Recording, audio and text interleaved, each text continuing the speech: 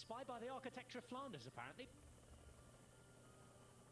Oh, to be fair, wouldn't look out of place, would it? Up in Bruges. Medieval architecture. Look at the tiles on the top there. Polychrome tiles, the symbol of Burgundy. And that's the most famous part of that building, unsurprising. Glazed and varnished tiles. Apparently back in the Middle Ages, we're told that it reflected the power and the standing of the person who covered their house with them. Each colour has a meaning. Blue for the sky, yellow for the sun, green for forest. Of course, in Burgundy, red is wine, and brown is the earth. Burgundian roofs have become a worldwide reference for roofs with multicoloured tiles and geometric patterns. Overgan give us confidence. We are by far the best team in the hectic. A really good job. Christian Ehrman there giving his encouragement to his team. Do you agree with him, Sean? Well, they are in a good position. Their leader, Jonas Vingegaard, has riders around him. But as I said, you know, we're seeing a lot of Vingegaard, as we can see him on the very left here, third or fourth down in that line there of the Visma Lease bike riders. And, you know, that does take energy to just stay up here. If you can sit back where we can see the yellow jersey here in the middle, he's in third line. That is a much easier place. You get carried along, you get sucked along almost in that situation. But, yeah, riders differ. And some riders, you know, they're not comfortable there in amongst lots of riders, very, very tightly packed. And it looks like that Vingegaard, yeah, he's just playing it safe with his teammates, staying out out on the side of the road. But it's definitely a bit of a more an effort for him to do that. But yeah, if a rider needs that, if that's where he's comfortable, that's where you need a team to be able to nurse him along and keep in that position and get him to the finish of today's stage. But it's definitely a little bit of extra work for the team and for himself. Mark Cavendish back on the bike that he won his 35th Tour de France stage with yesterday, and back in the peloton, escorted back by Alexei Lutsenko and Yevgeny Fedorov. Lutsenko is on his way home back to the car again, whilst Kees Bol waits up in front. And this is where we're heading now. A little bit dark further ahead, much more sheltered here. In any case, the wind would be coming from behind.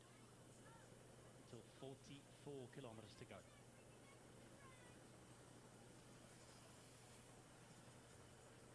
If you like these nervy kinds of stages, a fan of the crosswinds, there's quite a few possibilities on this particular tour route.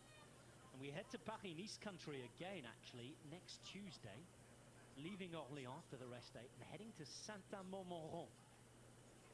That is a place heading due south that if the wind is blowing, there could well be chaos. There's more nerves than chaos here. Formula Zone, light blue of Movistar. What, I should say. The sun blew up there. Mainly grey though, I'm afraid.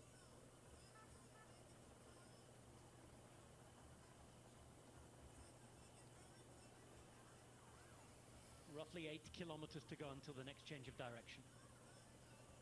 Chance to get some food.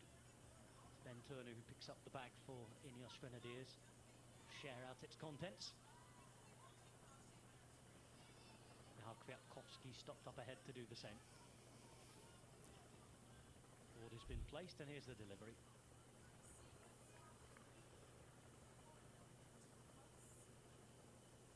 There's Adam Buru left hand side moving up for Movistar. The rest of their riders in a line at the front with Enric Mas, as well as Fernando Gaviria. Gaviria riding his first tour in 6 years.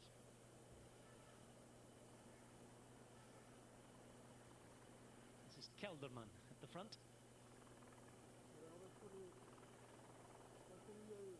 Bart Lennon just behind. Former military man.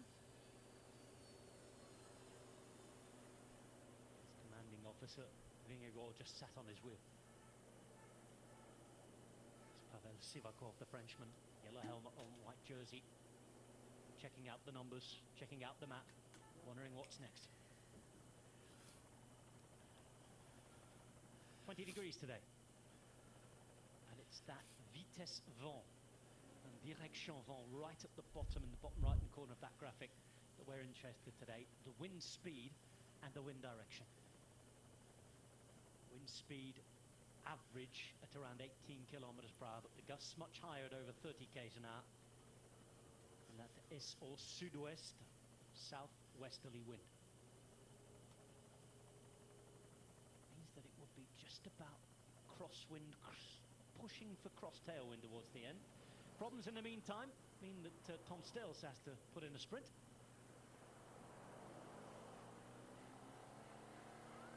And that's to help out Mikel Landa.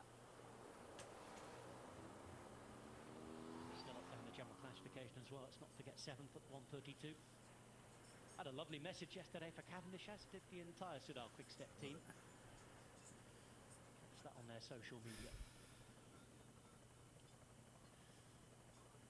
Landa was not at Soudal Quick-Step when Cavendish was there, but was a teammate of his. So cringe. Why? Fucking doesn't lag for months. And we're waiting for the next moment. Everybody's holding this position at the front just in case. Moscon and Lompard doing the job for the white jersey Remco Evenepoel. Mühlberger's now at the front for Movistar alongside Sivakov.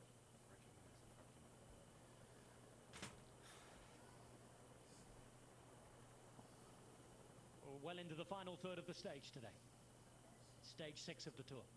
A nervy one, packed with crosswind action potential. We've already seen one split occur. It came back together. There were a few casualties. A couple of sprinters in there, a few GC riders. For Tadej Pogačar, he was on his own. But he was riding well. He knew what to do. The rest of his team were caught back at around 30 seconds. There's another of the many pats on the back there for Cavendish, this time coming from Dan McLay, his compatriot. Cavendish himself has had a couple of mechanical issues today. Sat nicely in the peloton now, just about, as it starts to accelerate again, just as we look at it. 5 k's away now from the next direction change. It's a case of waiting, watching, just taking the temperature of the peloton and watching the nerves. Some people relish this. Look at the big smile across the Flemish faces there. De Klerk, Lompard, Sturven. Today, Fabio, you've been being better and better in the bunch sprint, 4th yesterday. Today's another chance. Do you feel like you are improving coming up to today's stage? Yeah, I suffered on the first weekend, but yeah, the legs have been getting a bit better, which is it's not weird, it's okay, but yeah, we have to stay positive, and yeah, we're aiming for even a better result today. It's going. The shape and the form is going up. We are connecting well with the team in the final, and we just need to hit it perfect. That's what you need in Tour de France. But we will always aim and strive for that also today. It seemed very chaotic in the first bunch sprint so far in the Tour. Can you try to describe the dynamics, the atmosphere? Because we haven't really seen a team having a perfect lead out yet. Well, yeah. It's mostly chaotic because there is 10 single sprinters wanting to be in the first 5 to sprint for the win, and it's difficult for a team to really be organized behind that chaos. So I think all teams are just trying to drop their sprinters off in the first 10 and then tell them good luck and give it a go. But yeah, the pace is already so high and there's pressure on the legs. So yeah, that's why this is Tour de France. And I don't think we'll see many textbook lead-outs here. We just see sprinters winning. Good luck today, Fabio. Thank you. The days of the textbook lead-out seem behind us for now. It's an interesting look at the front of the peloton there, Sean. The Flemish were really enjoying that, weren't they? Yes, we could see Yves Lampard there speaking with Stuyven and Tim de Klerk, and there were smiles across their faces. They were probably saying, yes, a pity the Tour of France not like this every day, every stage.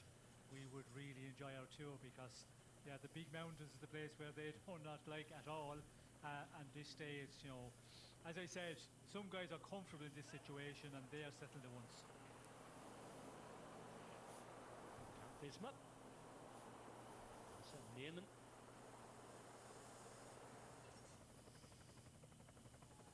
So in the foreground, Neiman in the background there. Marson, of course, driving. There is Bianca, my green jersey.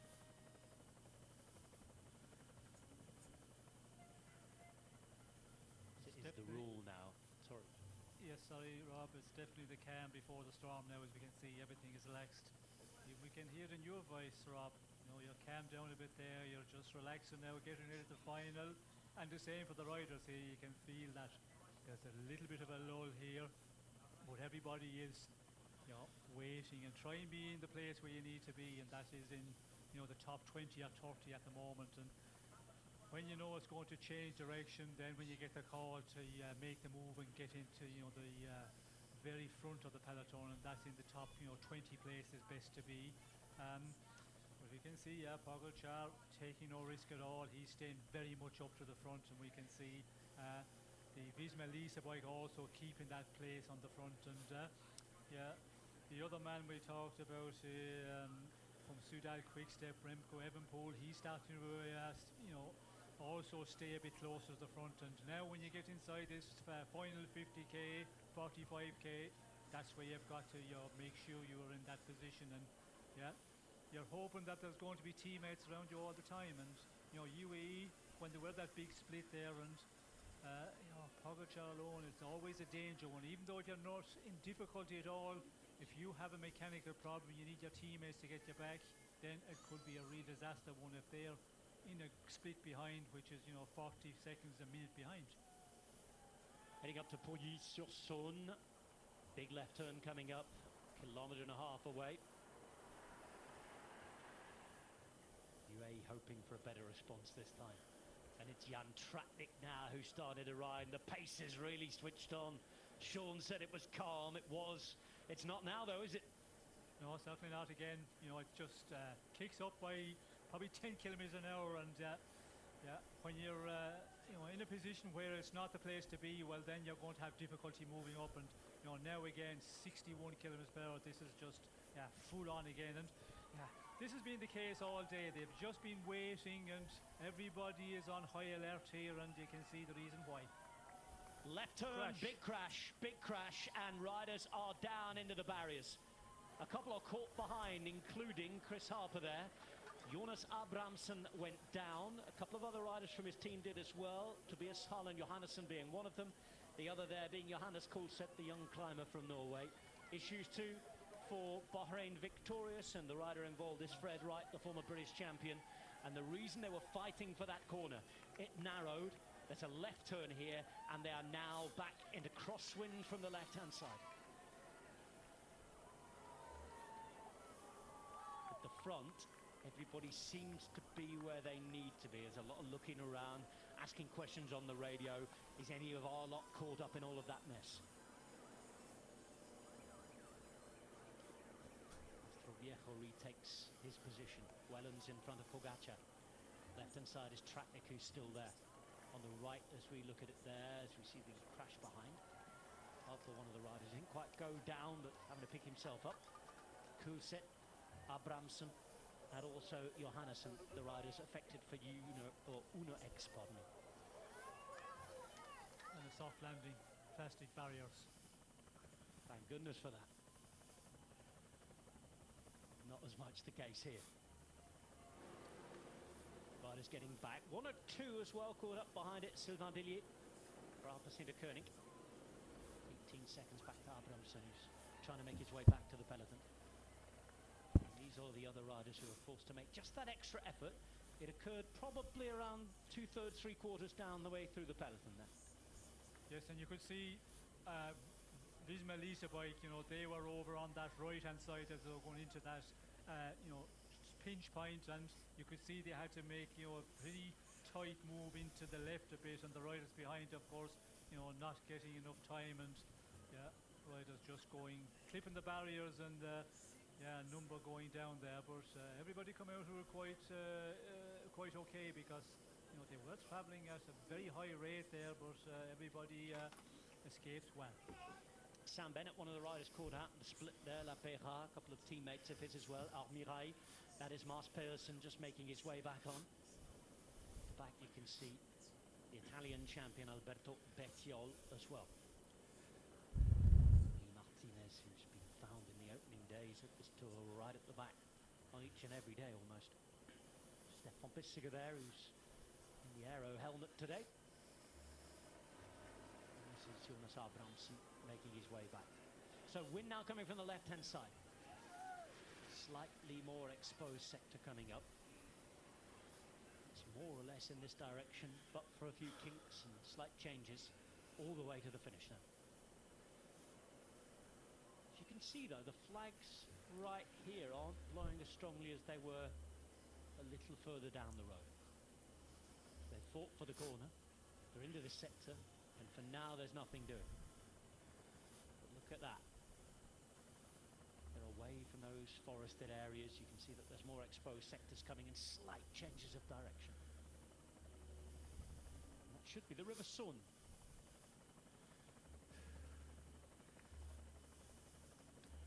On away from Pouilly-sur-Saône, more or less following the river now and heading to Dijon, capital of Burgundy. Gateway to the very prestigious vineyards of Burgundy. The Côte de Nuit, and of course it's in Nuit Saint-Georges where we head tomorrow.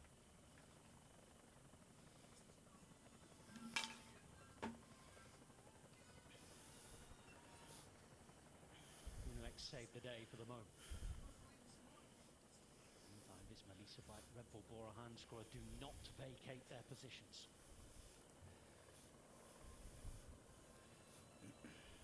Roglic and Vingegaard being well looked after, same to be said of Carlos Rodriguez today. The teams who've been up the front for the most part of the day. 41.5 kilometers to go. It's all quiet again at the front. But for how long?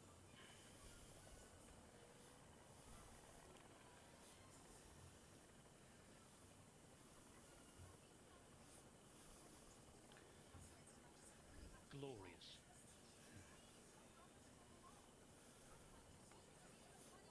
Looking at it. Not glorious, you've been in that peloton for a lot of riders. Well, it's interesting. It's a part of the world you know well, Sean, because you've ridden the other direction and won 7 times. Yes, well, if you're a rider that can, defend for yourself and have a number of riders with you in the team, then it's not a difficult stage. And as I mentioned, Pogacar seems to be the one who's very comfortable. The Belgian riders, of course, they are going to be comfortable because, they race from a very young age in the conditions we're seeing here today, windy conditions, open roads, and if that's the way you learn your bike racing, well then, it's not a difficult one for those powerful riders.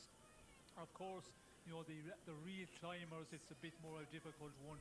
When you look at Carlos Rodriguez, for example, he needs a good team around him, and Ineos Grenadiers are doing a great job, keeping him very much at the front there. A number of riders always in front of him, around him, behind him, and that's what you rely on if you're a rider who is going to suffer a bit more in the real powerful accelerations when they have that side wind, as we see when the big split occurred there. So it's a day for some riders, a big stress. For other ones it's not as stressful because they can race in those conditions very well, and if you're used to it from the young age when you get into biking, well then it's quite a bit easier.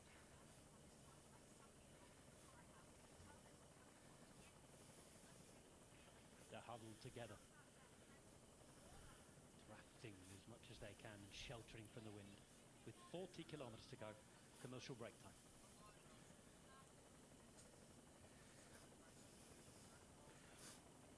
Speeds come right down now. 38 kilometers per hour. Amazing how it kicked up in the space of a few hundred meters before, with everybody being given the same instructions to fight for that turn. Wind coming from perfect direction to make splits. Minute, it is not quite strong enough. And, Sean, we say it all the time, but there has to be the will for somebody to ride and try and force the split. Yes, well, you're always, concerned that they will be a team, or maybe another team riders, they know each other well, the same nationality, and they say, okay, at this point we will try and ramp it up and see can we cause a split and cause a lot of difficulty for riders. And that is the concern. The wind direction as well, if it's in the right direction, side wind, and it's blowing strong enough, then it happens automatically, because all teams want to contribute when you get that echelon going. They all want to go through, because when you go through, you get the shelter. If it's coming from the left, the front man goes over the left-hand side of the road, and if you're in that second position, well, then you follow him, and you stay at the side of him. You don't stay directly behind him. You stay just halfway up on the bike rider in front of you, and you get maximum coverage. And it goes back along, in the group like that. But then it comes to a point where there's not enough room for everybody. So yeah, you're starting to find yourself in the wind, and that is where the splits occur. And yeah, like today, it's just relentless, because it hasn't been able to relax at all. There'd be no point where they could say, okay, I can just turn off now and go back to the peloton and have a chat with my friends back there. And this is the nervous energy aboard, not alone the physical stuff. And this is going to be another day where some of the riders, the toll is going to be bigger on them than other ones. But everybody, this is going to be a hard day, because you have to stay alert, you have to keep on pushing. And when you see what they're doing, they were averaging that 43 for quite a while.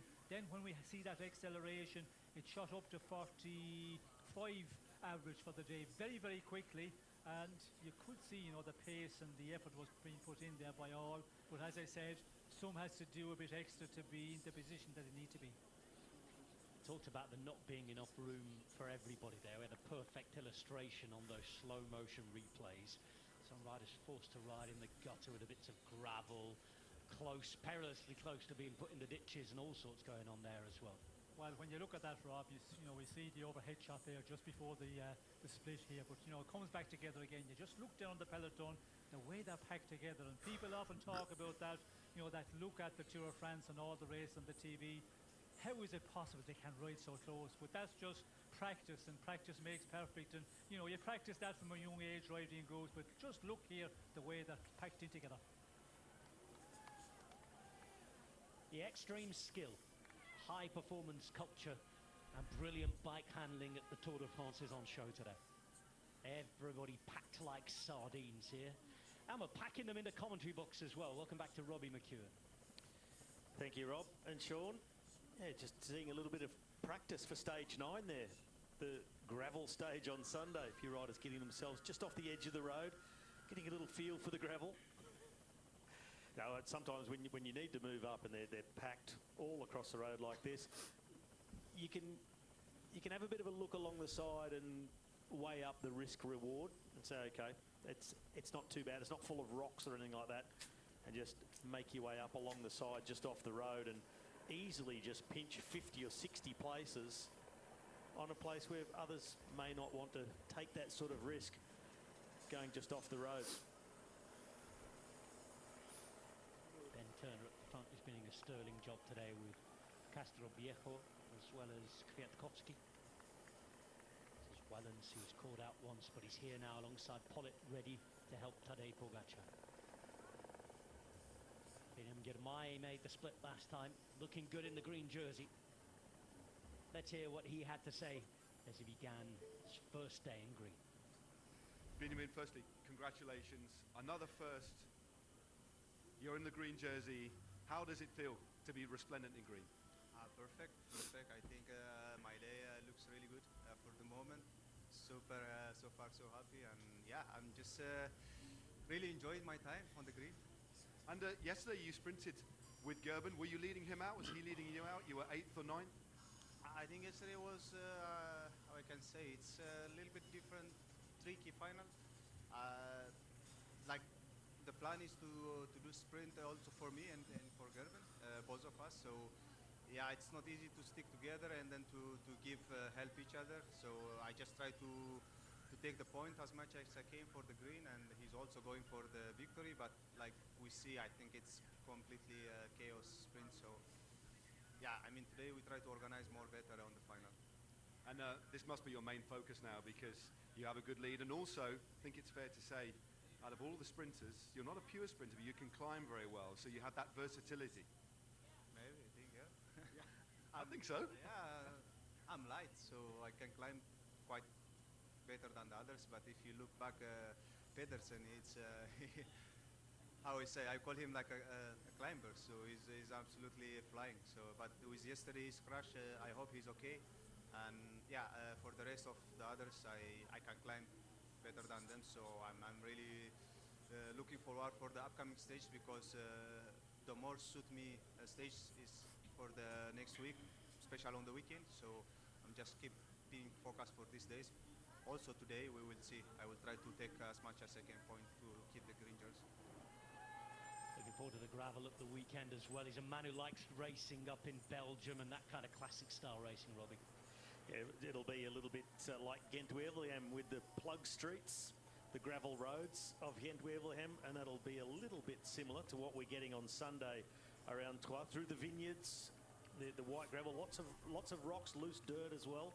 It's going to be a really tricky stage. But Gurmay, when he's talking about lead-outs, team cooperation, I mean, both him and Karabatas sprinting as best they could. But as they say, and I heard a good saying last week, you cannot dance at two weddings at the same time. You're just not going to get the maximum result from the team when you've got two fast men going for it. The problem is with them, Karabatas is a pure sprinter. Gurmay's a bit more all-rounder, fast sprinter, good at other things. Neither of them is a specialist lead-out man, so they find it very difficult to step into that role and do it effectively for the other. And then, of course, as Gurmay said, he wants to defend green. Tyson was brought to the tour as the sprinter. It's a difficult situation and something the team is needing to manage on a daily basis when on the flat stages. Well, with 34.5 kilometres to go, I'm on lead-out duty today. Time to hand to the sprinter, Colton Kirby. Thank you, Rob. Gosh, what a day. It's hard to quantify, Robin McEwen, just how nervous it's been out there. There's not been a resting moment. Even when it's been quiet, nobody's been joking today, have they? No, ever since the forecast became apparent for today, with the wind conditions and possible gusts up to 40 kilometres an hour, there's been no rest even before the stage started. There's been teams putting all their resources into becoming meteorologists, studying the course, where the wind might blow a bit more. It seems at the moment, with the clearing up of the weather, and we're going to have bright sunny skies as they come through to the finish, with those weather systems moving away, that's really been what's behind those bigger gusts of wind, the wind building up as those weather fronts move across.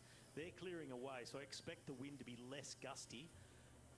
However, that won't diminish the anxiety about crosswinds and echelons in this peloton. And I think from 30 kilometres to go, they take another turn to the left and things become a bit more open again, and it's going to be a bit more cross tailwind, a lot more conducive to splitting a peloton. So here we go. I expect from 30k to go, things are going to ramp up once again.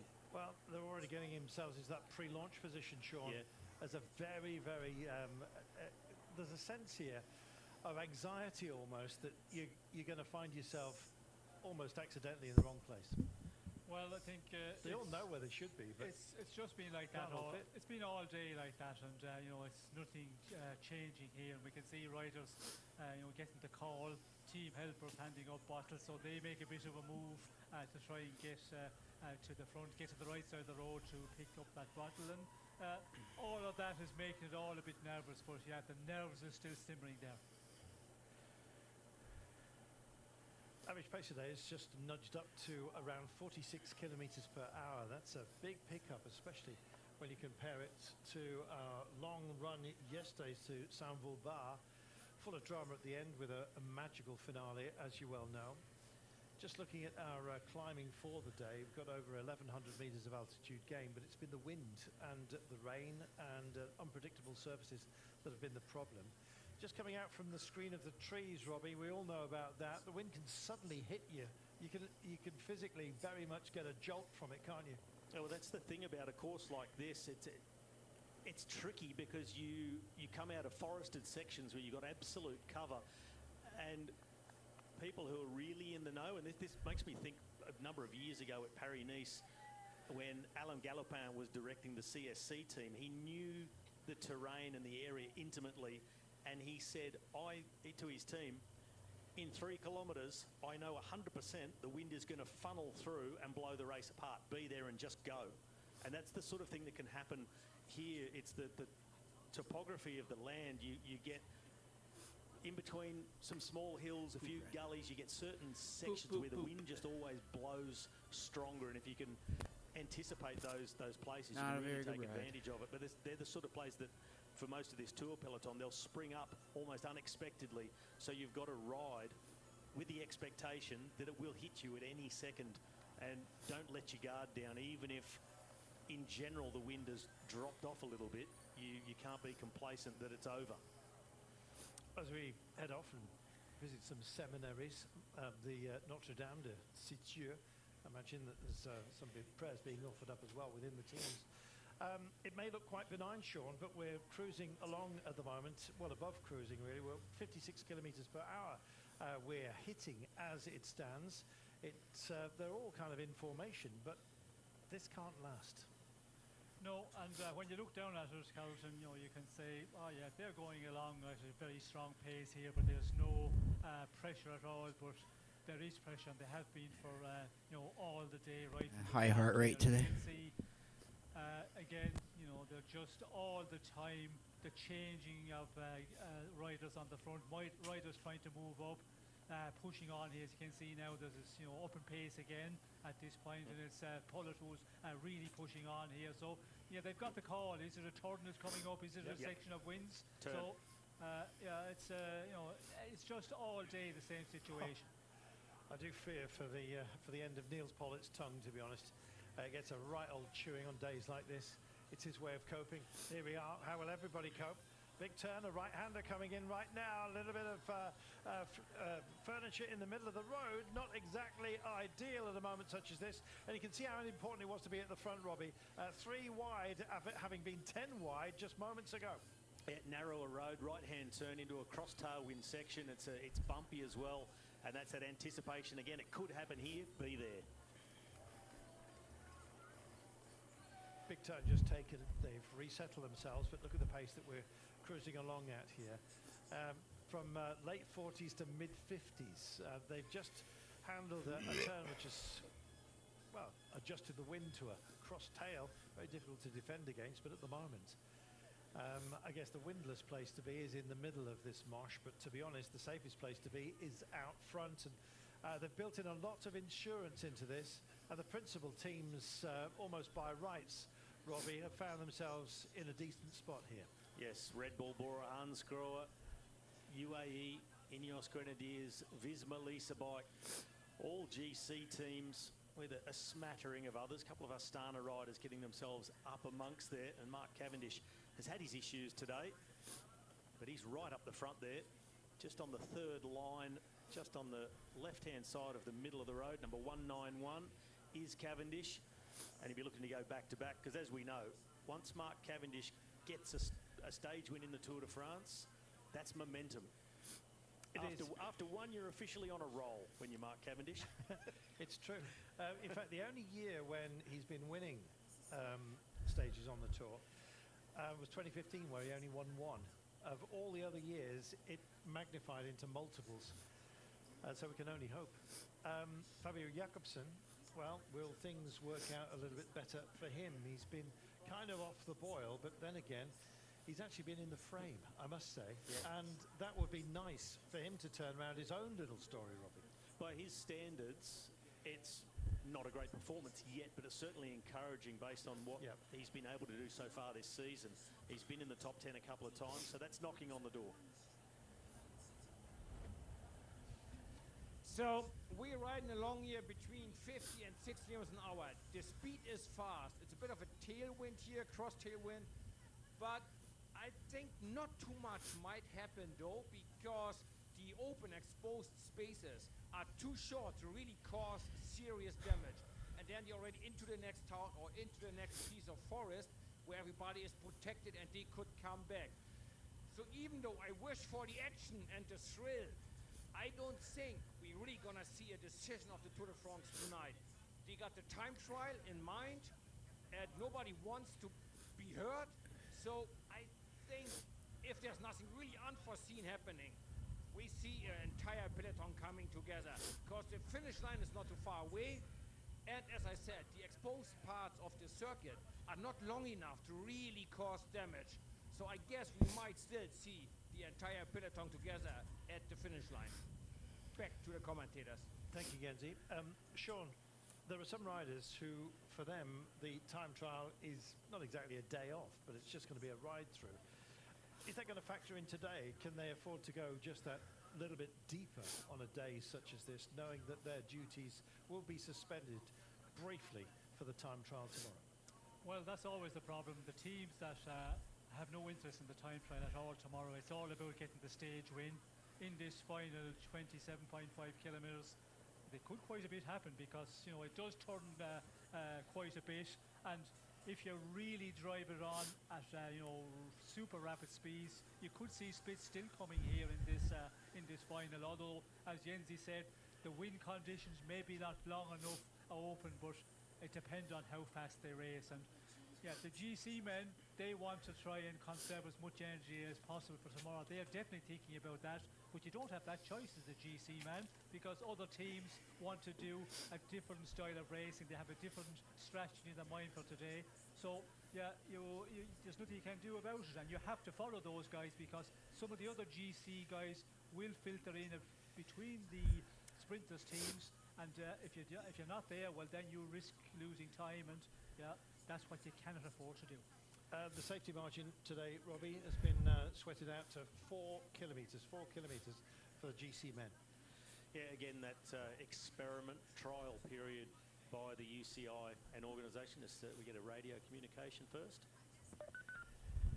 Really focus on being together now. Did a really good job yesterday. Let's really make sure we're together now, guys. It's been hectic and nervous, I know, cost energy, but now we have to really get together.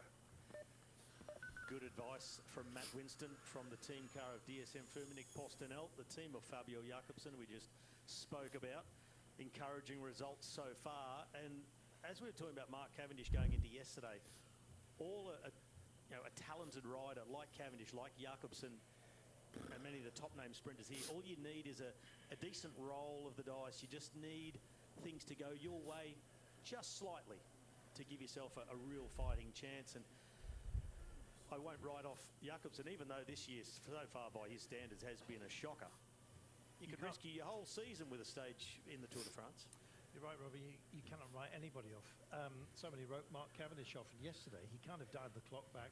It looked like Cav of old, didn't it? It was so smooth and assured. It was amazing. It was vintage Cav, and we're talking about it in the breakaway post-race, that it was like watching the Cavendish of somewhere between 2008 and 2013, the way he would just go through it almost on automatic pilot without thinking, and making it look smooth. When it looks smooth, it's just way less effort, and he just, Cav of old was yesterday. We've kind of got we're kind of getting the Cav tick list of old as well, aren't we? We've seen him haranguing, having a go, digging in, just making sure that everyone knows what they're supposed to be doing, even if it's the commissaires. Just making the team mechanic use every sized Allen key and star key in his arsenal to adjust to absolutely everything. He's on his bike and on his shoes, and then the irritation with being followed by the commissaire and by the cameras and talking to the chief commissaire at the back of the car. But that's just also vintage Cav. It is. When we said he was a bit irritated, and okay, I'm not saying it's wrong to be irritated. It happens, especially in a 3-week stage race. But he feeds off it. That is just he fuel. does. I think that's the point. Sean is being himself, and he's back to his old self. Well, certainly back to his own self, and as you mentioned, the sprint yesterday, that was, a super performance by Cav, just following and, you know, bumping shoulders with the men that he needs to do to keep his position, and looking, you know, around, looking left and right, and you know, just getting to the point when he could kick off his sprint. And then when he kicked, he was really good yesterday as well, and really powerful. And yeah, that's what the sprinters are hoping for, because the day of the big lead out, where you have 3 or 4 teammates that can go into that final kilometre and drop you off at the point where you want to kick off your sprint at 200 metres out, we don't see that anymore. So you have to be able to follow the other sprinters, fight for your position maybe a bit more than you would if you had that big lead out train. So Cav is the one who can do that, and be able to do that at this point in his career, at the age he's at. You know, when you're going at 65 plus kilometers per hour and you start bumping shoulders with somebody and the riders all around you, there's not many riders can do that late in the career, even when you've been a sprinter all through your career, and Cav is just still able to do it. He's got that, and yeah, yesterday he made it look so smooth. 39 years and 43 days, the second oldest stage winner in Tour de France history. Pino Cerami it was at 41 years and 95 days in 1963. Well, in the modern era, it's something quite outstanding for Mark Cavendish, and particularly in the discipline that he functions in, to be able to keep the focus and the desire and the drive and all of those things that are necessary, including a loving family that has offered up some spectacular support to him. It's amazing. Well, a little bit of chit-chat here. Cueto finally offering up a bit of levity. We're looking at Rob Heiss, but a few moments ago, Sean, while you were talking, Sam Bennett hoved into view. It is a flat. He's riding on as long as he possibly can, and that's the wise thing to do, to make sure that the service that you do get doesn't leave you with too much of a deficit once the change gets made. Rear tyre it is for him, rear wheel. Sean, Sam Bennett, chance today? Well, again, you know, Sam, if he can get his position right and just get that brakes that he needs to get, meaning in the sprint he can, you know, be there, not having to make an effort to move up at a real difficult point. And we did hear from Sam, I think it was yesterday, there was, you know, a pre-race interview. He said, you know, you cannot take it up too early nowadays because there's so much powerful guys there. And if you take it up a fraction too early, they're going to come over you in a big flush in that final 50 metres.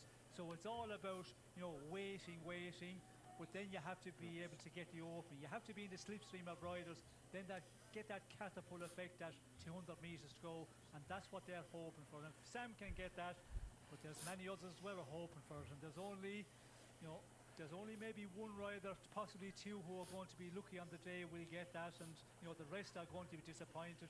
They're not going to be able to open up their sprint. Well, as Sean says, there's generally only 2, maybe 3 who get to fight out the stage win purely based on speed. The rest are all trying to deal with everything that's happened to them in the final few kilometres. And with Sam Bennett, he was up there on time yesterday, but in the end it just turned out to be a little bit too early, and then he was, you know, washed away, pushed back and crossed the line in 15th position. And all it takes is just one bump where you've got to just ease off the pedals, or even worse, dab the brakes. You lose so many places. You get yourself on the wrong side, it washes around on the opposite side, and you just get completely swamped, and you end up riding to the line just in the slipstream between the wheels with nowhere to go, and you don't even end up really sprinting. Adaptability is really what we're talking about when we're talking about positioning. Mark Cavendish yesterday, he lost the wheel of his team. They've done a great job of getting him drafted into more or less the right position, and then he went freestyle, Robbie, and that was about that adaptability that is crucial in that crucible that is the sprint pointy end. It is, and we love to watch that freestyling, just ad-libbing as you go along and choosing the best train at the time. He followed Mathieu van der Poel and Jasper Philipsen, but also identified that with the course going around towards the right, that final bend, he didn't want to get caught on the right side, so eased himself out, followed Ackermann, launched from there. The rest is history, huge history. Let's hear from Anders Mielke. I'm standing here in Dijon, only 50 meters from today's finish line. And let me talk you through the run-in. It's quite interesting point is with around 5 kilometers to go and all the way to 3Ks to go, it's slightly descending all the way down for 2 kilometers. Big wide road. It's going to be super, super fast, above 80 kilometers. Another interesting part is when the riders hit the 2K mark, they hit a twisty point. They go first right with 1.9, then left with 1.7. And in that left turn, it narrows in, meaning that the front of the peloton will squeeze in. The positioning will be key at that point. Then they arrive to Big Boulevard, around 1.5 kilometers to go. They follow that boulevard all the way to the roundabout that you can see in the end here. They enter with 700 meters to go out with 600 meters to go, then they follow this road all the way to the finish. I have to show you this thing, the tarmac here in the middle of the road. There's a long, small crack in the road. I don't know if you can sense it, but it's with 100 meters to go and all the way to the finish line. Let me show you behind here. This is the finish where we will find the winner of stage 6. We have blue skies at the moment, dry tarmac. I can't wait to see it. Thank you, Ander. The milkman always delivers. 20.4 kilometers from home. That valley of death in the middle of the road didn't look too bad, Sean. No, I don't think at the rate they'll be going, although if it's really tight and it might be a little bit fraction slower if you hit that pan on for a couple of meters. Dry conditions at the finish, that is going to be important as well, and it looks like we should be able to get that all the way to the finish now in this final 20 kilometers. And it's going to be another hectic run in here in this final 20k, and yeah, it's a pretty technical one. We can see there with that just outside the 3 kilometers to go, it takes a little bit of left, and then there's a lot of concerning sections there, that narrow part just inside after going to the 2 kilometers.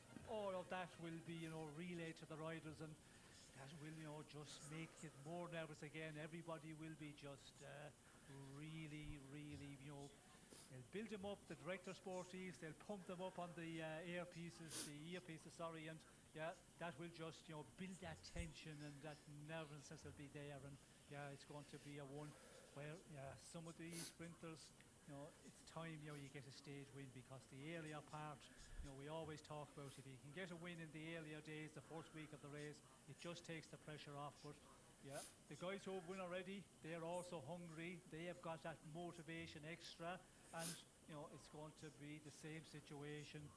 They're just going to really, nobody's going to back off in this running.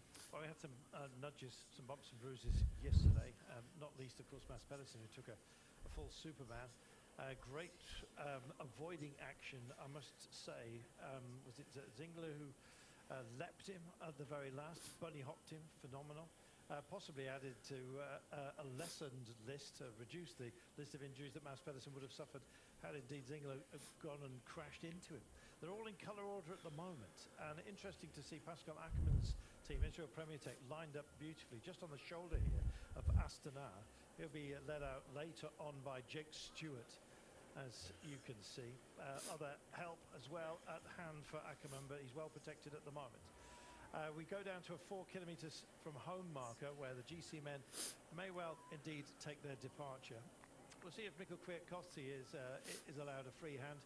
Tom Pidcock was a bit second-hand the other day. He was reaching for warm weather clothes when nobody else was. Ben Turner as well, fast men. But it's the out-and-out sprinters that have been very much part of the forefront of our thoughts over the last couple of days that are going to occupy, I'm sure, the podium today. Arnaud Delis wants to go a couple of steps better than he has done so far. Borges coming up on the outside. Danny Van Poppel, a name that you can't discount, especially after a race that's been as tough as this one, Robbie.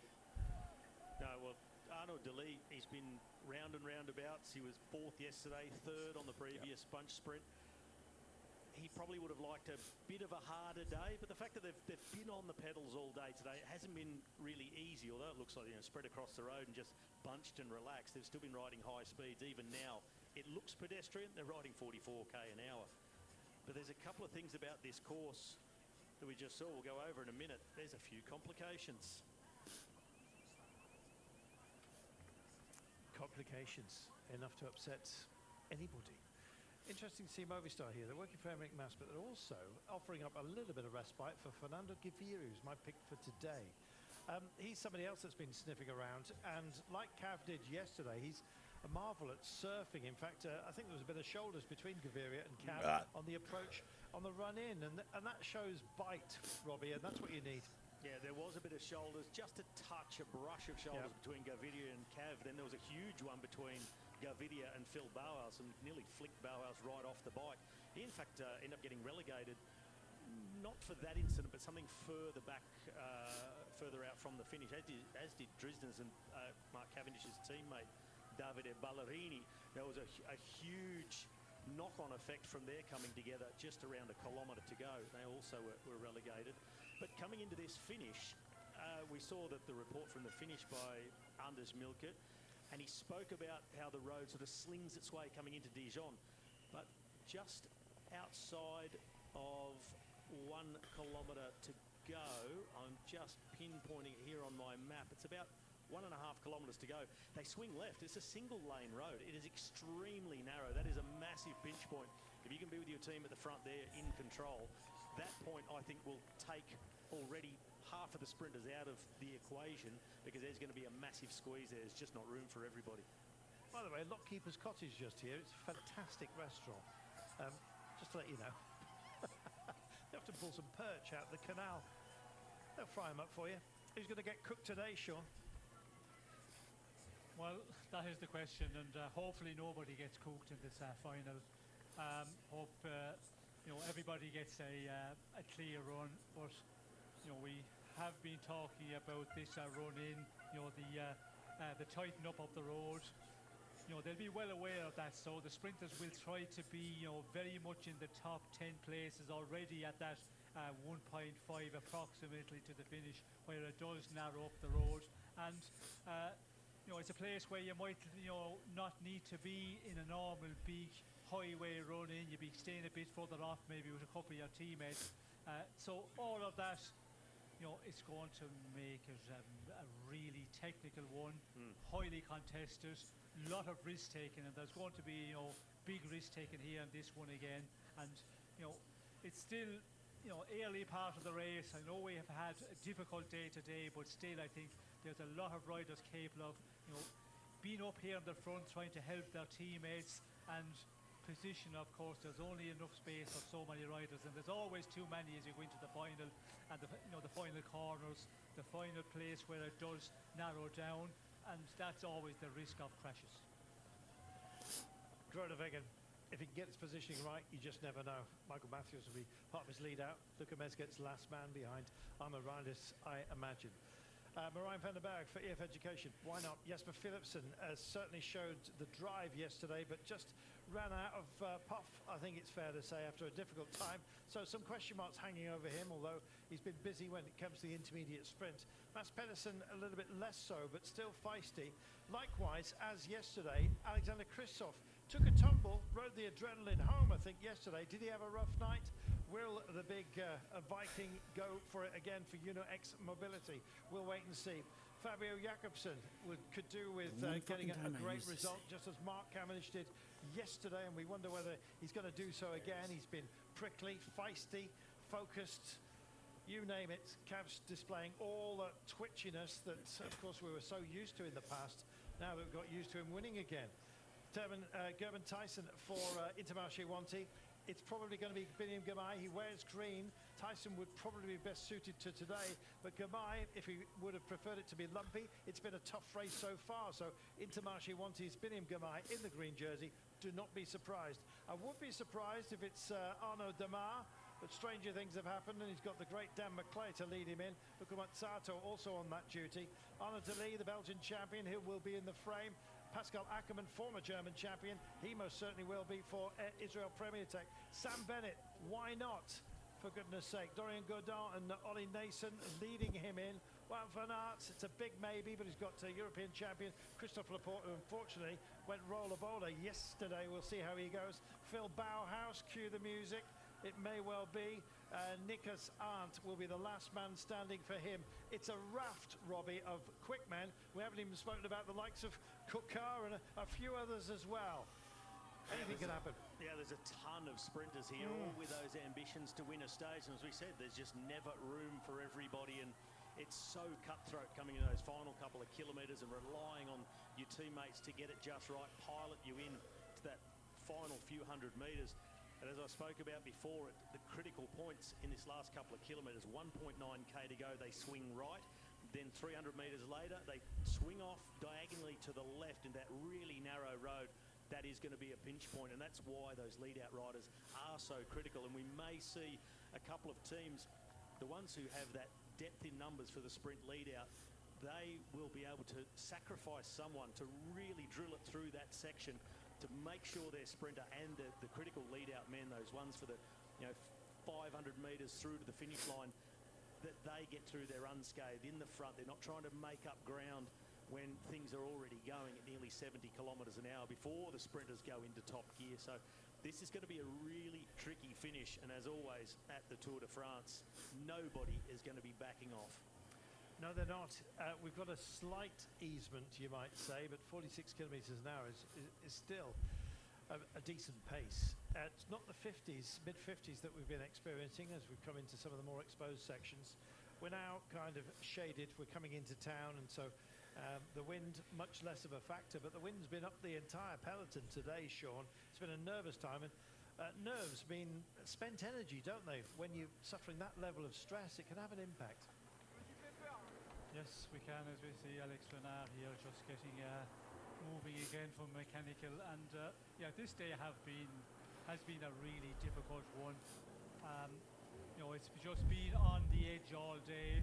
More riders, maybe some riders more on the edge than others because they're not really comfortable in this situation. So you have to invest a bit more to stay in the front, and burn more energy to stay up there, where the riders can stay in the slipstream a bit more, use their teammates quite a bit. You can conserve that little bit, but in general it's been a difficult day for all. And compared to yesterday, for example, it was a totally different day, and now they're taking the advantage of it here. The teams on front, they're happy with the situation. They're just rolling along at this strong pace, but they're not racing full on, and we're just coming up to 11.9 kilometres to go. So there'll be a lot of riders happy with that. You can just relax a little bit and get a little recovery. If we can, we try to box it like yesterday. Of course, Phil has also the priority in final, but we have to come to the final. So guys, climbers, you have to stay close to the bigger guys. Santiago Buitrago is the one that they're talking about protecting here, Robbie.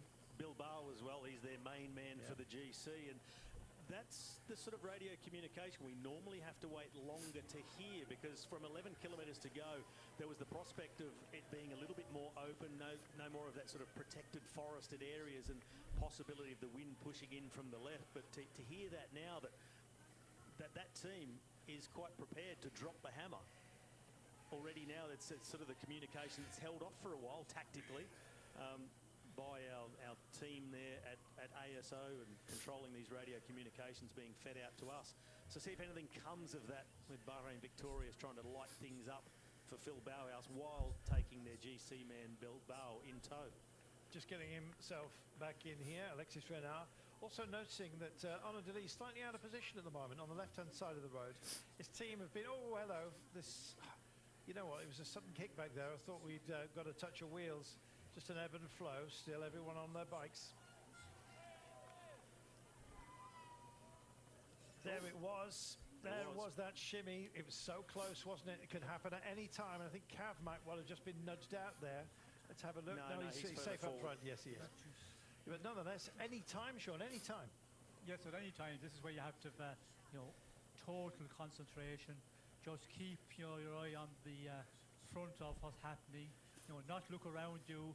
Certainly not start talking to a rider. There's nobody talking. You can see here everybody is, full concentration here in this final 10 kilometres, because at any moment, there could be a little bit of a move from left to right, a switch as we call it in bike terms. It can break a little bit for some reason, so you have to be fully alert all the way to the finish here. And unless you can sit on the rear here, and there's riders sitting on the very rear in the last 25 positions, they're not going to contest anything here. They're going to follow, and if it really gets a bit too fast, they'll probably knock off their effort.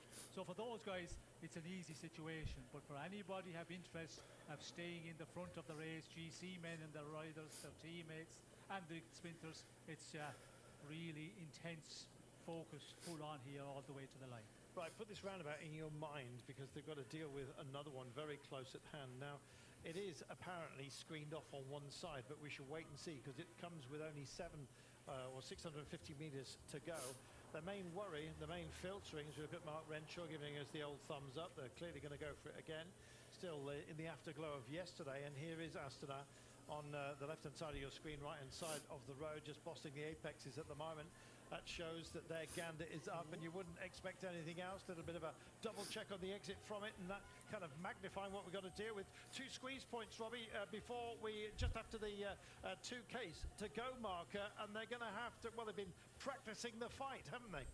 Well, practicing the fight all day long at this stage. Intermarché coming in hot on the radio. Now, as soon as there's space, we have to start moving, because we're quite far back. Well, it might already be too late for that move, because we've just seen Astana just take up the right-hand side of the road. Yesterday, they did it from 30 kilometres to go. So this is already in range to start winding things up. And we've heard also that the road is more exposed through this part of the course, from 5 kilometres to go. Very, very open, with a good strong breeze, just over 20 kilometres an hour pushing in. You see the flags there on the right-hand side. So this is the moment that they've chosen to bring Mark Cavendish into a safe position to try and control that one side of the road. Only able to pass on the left, all the rest, and that should keep Cavendish in a position to fight yet again for a win. And Project 36 might only last 24 hours. Let's wait and see. Long wait for 35, but they could come like an avalanche. Let's wait and see. Interesting that Biniam Girmay's boys are bringing up the green jersey as per instructions. Also, Honor Deli and the Belgian tricolour is up towards the 4. Few out of position, Sean, and it's a long way back if the pace like this, and of course with the pinch points that we've got as well along the way. The next 8 kilometres, it's going to be frantic for those who are out of position, including Biniam Girmay. Yes, we can see Girmay there. He's a long ways off, and his teammates are a little bit all disengaged here, and this is going to take an effort now, as we can see moving up here close to us. And it's certainly not over yet, but the effort you make here, if you haven't got teammates around you having to move up, this can dent your final sprint to the line. Left or right, take your pick. Equidistant, it seems, this time by. The green jersey of Biniam Girmay just lost from his own team. They all moved up, but they moved up without him, Robbie. Yeah, he just missed that little acceleration, and when you just get blocked, you lose your team very quickly, leave yourself with a lot of work to do. But on that roundabout, left was a little bit quicker. We saw Alpersen de Koenig really shift up right towards the front, with Jasper Philipsen in tow on the wheel of Mathieu van der Poel.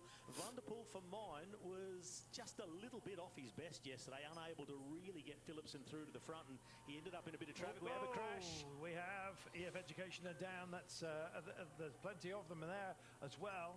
I don't know whether the thoughts are with Marijn van der Berg, but yeah.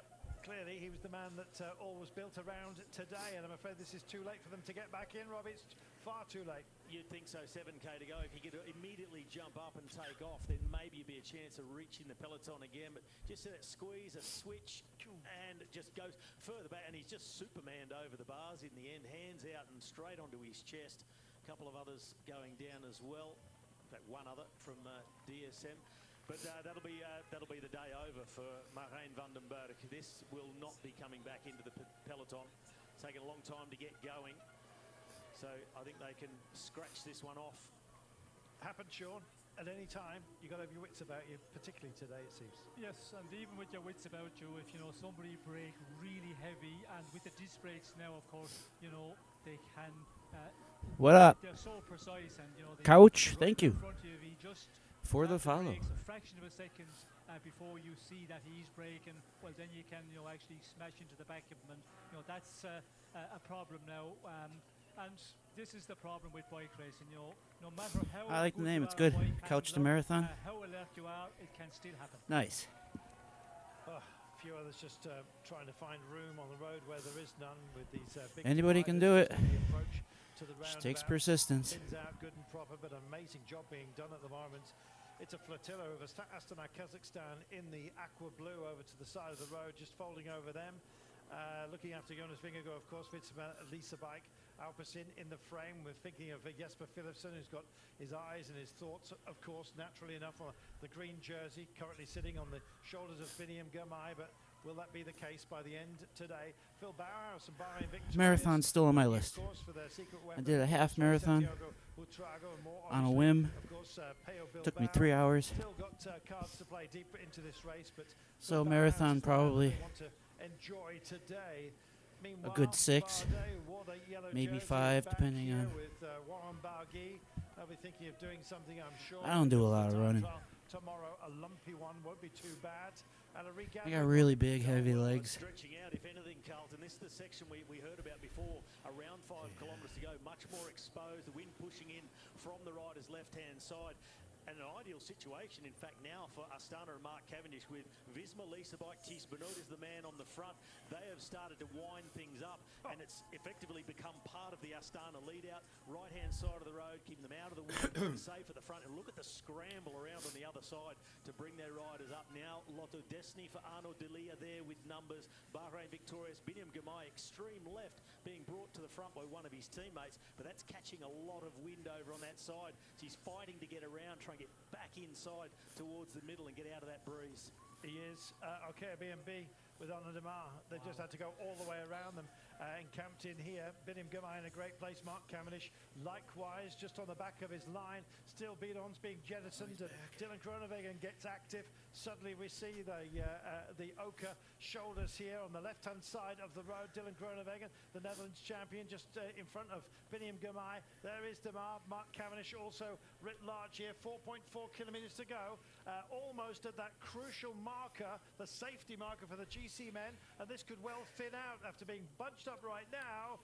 Suddenly there could be a bit of space to play with, and Sam Bennett, that was misidentified. That was Dylan Groenewegen that was just pointed out to you there for Jaco.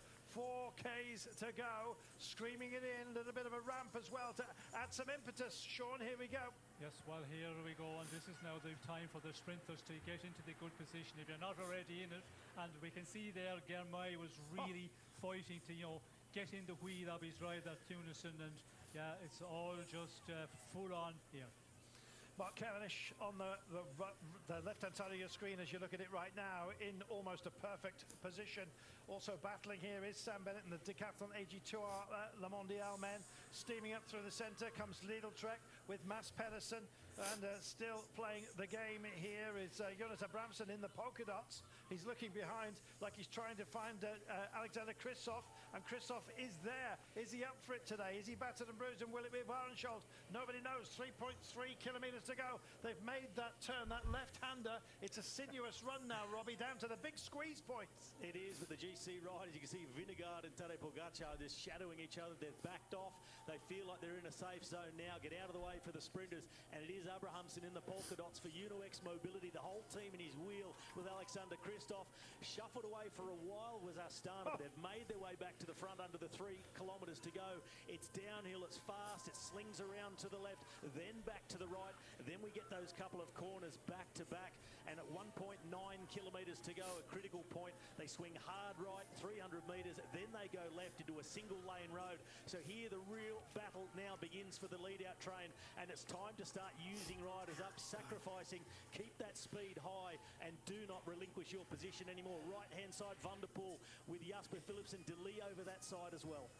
Pedersen indicated for you, Alexander Kristoff likewise. Mark Cavendish still in a half-decent position. Let's see, indeed, if the train are required or whether they'll keep themselves nailed on. UnoX Mobility getting very, very loud in the blood and custard of their jerseys up front. 2 kilometres to go. Pinch point coming up for you right now. And this is where the road jinks and dives. Gets very, very narrow.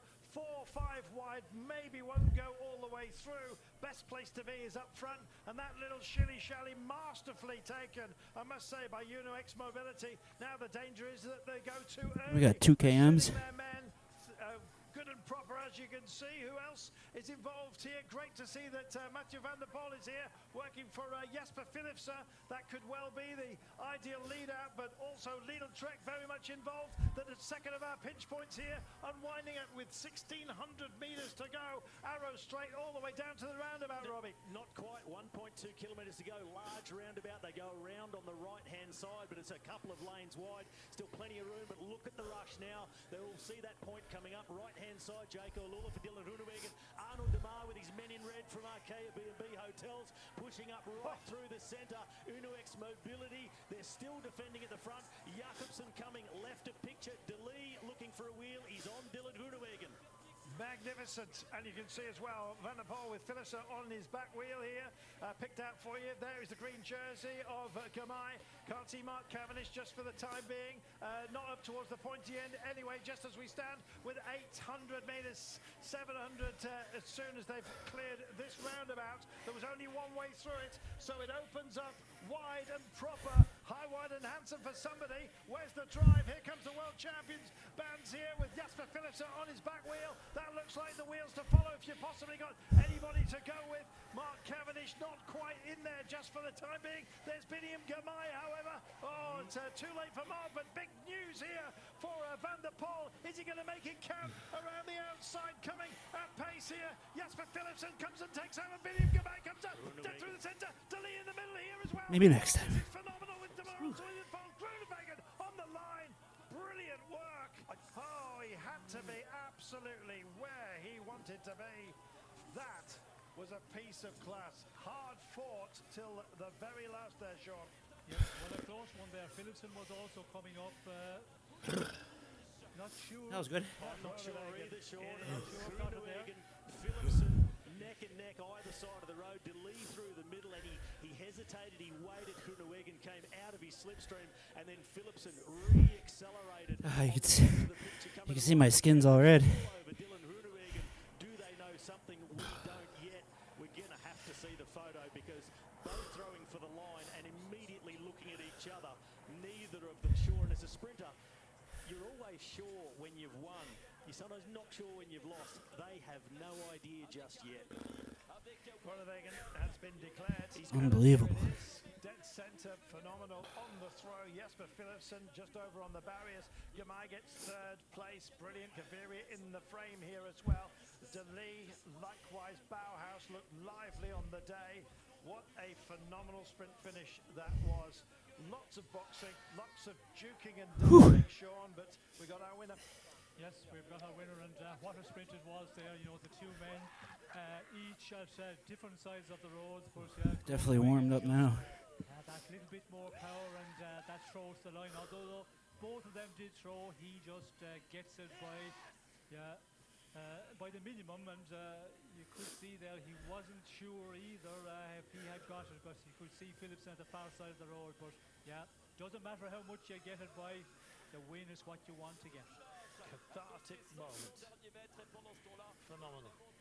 Well, here it is, take it from overhead. Well, we can see here De Lee starts to lead out, and then Groenewegen just comes off the wheel. Philipsen at the far side, you know, just kicking off as well, but Groenewegen the better one on the day. Fabulous sprint finale. Groenewegen roars. He's brought his aero nose to the line, Sean.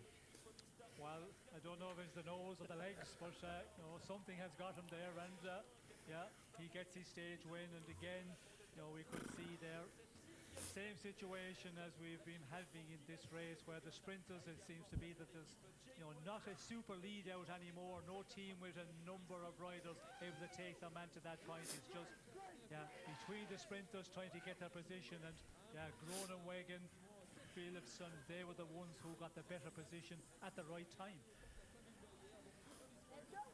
Tough day, nervous day, and an amazing winner.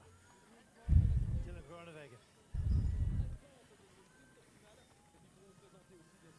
And so it is. Groenewegen takes it ahead of Jasper Philipsen. Biniam Gamay still brilliant and up there in the mix in third place on the day, ahead of Gaviria, Bauhaus, De Lee, Van Aert, De Mar, Christophe and Ackermann.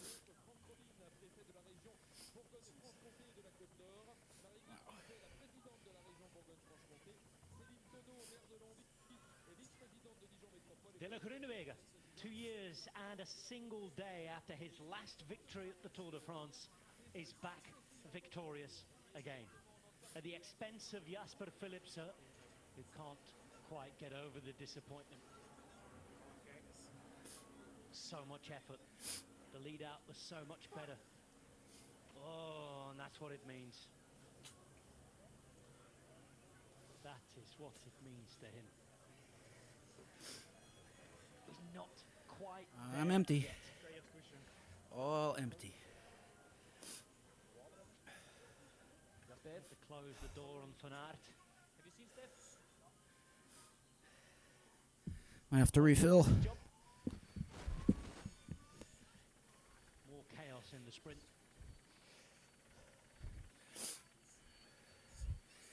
All right, 1 sec.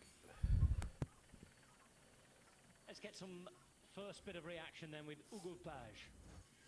Hugo Page, a chaotic, stressful day. But what was the finale like for you leading out Benjamin? It was not easy. We need to be focused all the day with some echelon. Bini was here in the first bunch with Mike and Garben after everybody come back together. And yes, the sprint was a little bit chaotic, little bit dangerous. Yeah, it was not the best work for us. We need to speak a little bit and to get better Saturday, but it's also not easy to stay together with a finish like this. Who were you actually leading out to? Was it Gerben or was it for Benjamin today? No, today we was focused on Bini. We have a green jersey, so we put all the focus and all the train for him, and Garben was free. Yeah, for the moment I don't see the sprint, but we are not a good organization at the end, but I think not a lot team was very organized today. It's so difficult. There's so many teams trying to fight for position. It's so stressful at the front. Describe what it's like. Yeah, there are a lot of stress because there are also a lot of people on the road, so we don't hear a lot. And also all the GC team was here, so yeah, a little bit chaotic, but at the end it take third place, I think, so already it's also good. Merci. Thank you.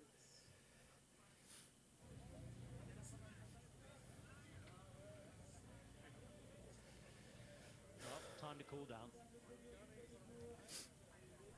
Trago and company. Bahrain victorious. They had Bauhaus a little higher up today. But again, as you heard, so difficult to get right. But one team has got it right. Here they are. Here's Matt White. I feel like I can move my seat up. One more click. Today in a photo finish, he takes the victory. How much did you need that here in that Tour de France, that victory? Oh, well, every team needs it, you know. Like I was saying before, you know, a massive chunk of our publicity is these 3 weeks. You know, that's win number 19, but I think we trade the other 18 wins in for today's one. You came up late. There was many other teams who had the control in that final 10 kilometers, and it seemed you were on the back foot, but patient. The boys did stay patient. They came and went, and it was a very, very messy sprint, but the main thing is that he got there fresh, and he got open air, because he's got a lot of speed. He's changed his training this year, backed the volume off a little bit this year, and really concentrated on what his biggest quality is, and that is speed. And he showed a clean set of heels today. Just talk me through that final and how important the lead-out was, and also what it means to the riders here. You see Luke Durbridge. Well, look, every year you come to win a stage, and last year we came, I don't know how many, we got 3 or 4 second places, 4th on GC, and it was a great tour. But you're judged by your wins, and you know, it is hard to win. It's never easy to win, and like I said, a lot of your year is judged on these 3 weeks, and to get one in the can so early is great, because obviously there's more sprint opportunities to come and other opportunities for other riders in our team. The big question, who's he wearing the special glasses? That man did win today. That man took the win. Thanks a lot. Enjoy the victory. Thanks a lot, Whitey. Thank you. Well, he'd been Bruce Wayne until now, but the mask was on, the cape was flying. Oh, and the Batmobile finished first.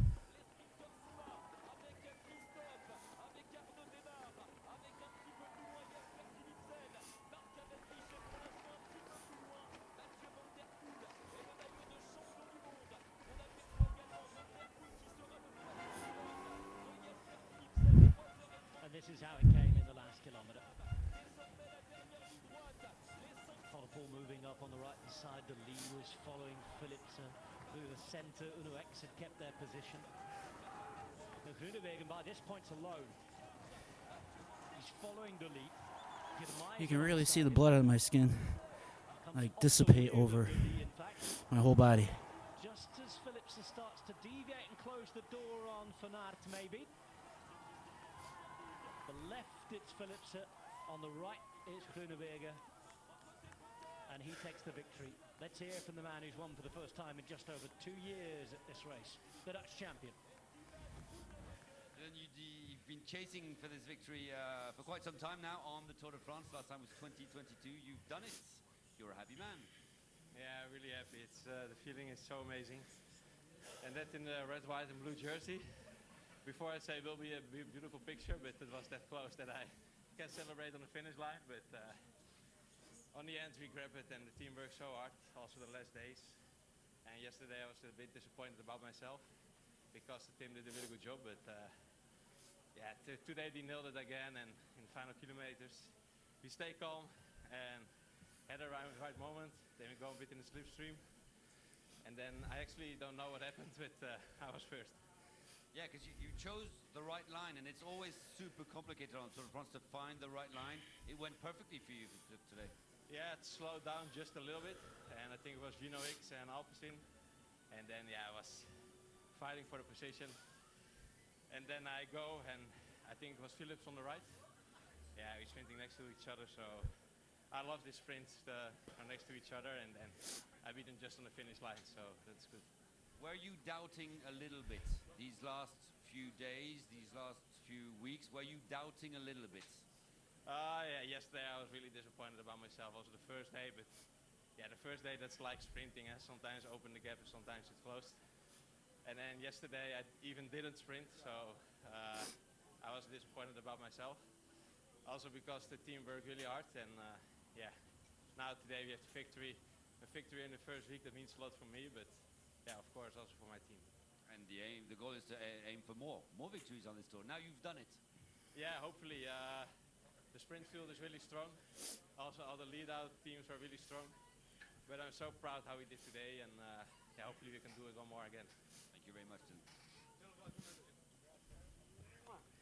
And this is what it means to the whole team back at the bus. Michael Matthews as well. Mitch Docker there celebrating with Luke Durbridge. And Jaco Alula have a win on the Tour de France.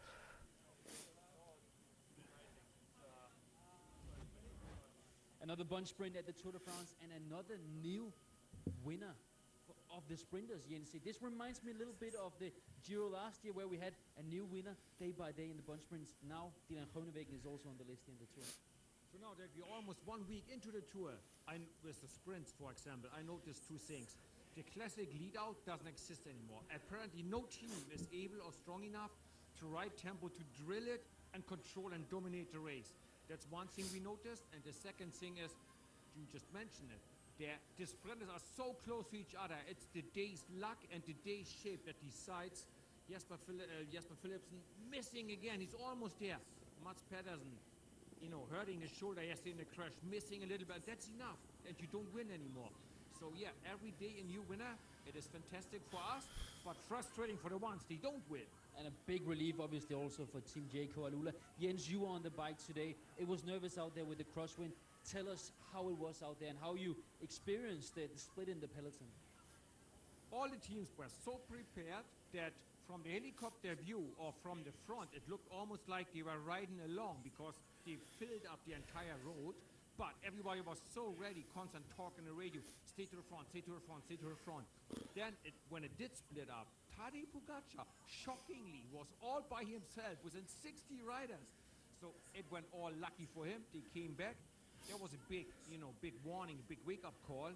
And after that, everybody neutralized each other so perfectly that we didn't see splits happening. But it was a hard day, challenging day also mentally, always to be ready. So it was a tough day in the Tour de France again. It was a happy end for Groenewegen. A big wake-up call for UAE Team Emirates, but an even bigger win for Team Jaco Alula and Dylan Groenewegen.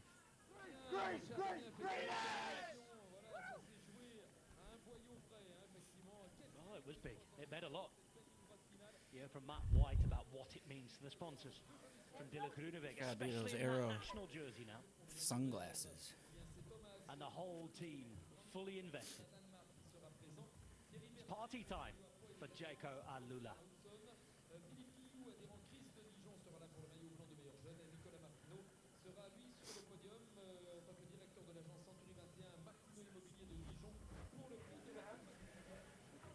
For Tadej Pogacar. Yellow jersey on his back, time trial tomorrow. And Evenepoel's already in that time trial position, the world champ. I just don't want to be like this inside. A little bit irritated with where the bike's set up there. Let's go to a man who's much happier, Christian Jensen. Chris, well, firstly, congratulations on the win. What was the plan going into today? Because that was so chaotic in the final. Oh yeah, well, I mean it was a chaotic stage, stressful. But I mean the plan was, as it has been whenever we have had a sprint stage, put on the line for Dylan. I mean he's shown that he has the speed, he has the legs, and he's a fantastic leader to ride for. So despite it not going the way we'd hoped, the last two sprints, we were all still extremely confident if he got the chance that he'd be able to pull it off.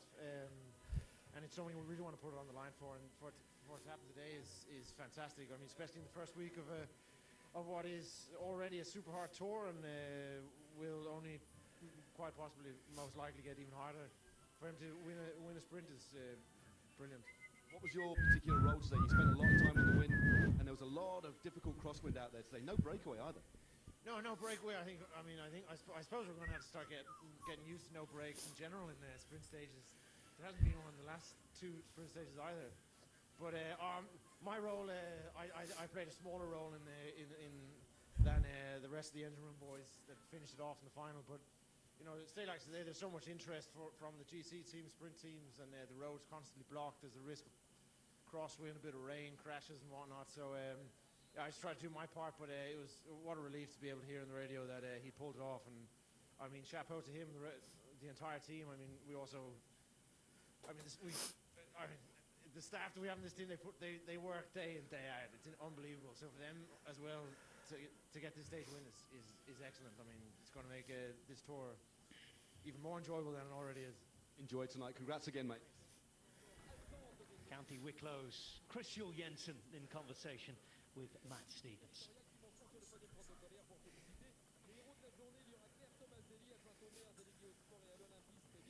Calm returns to Dijon.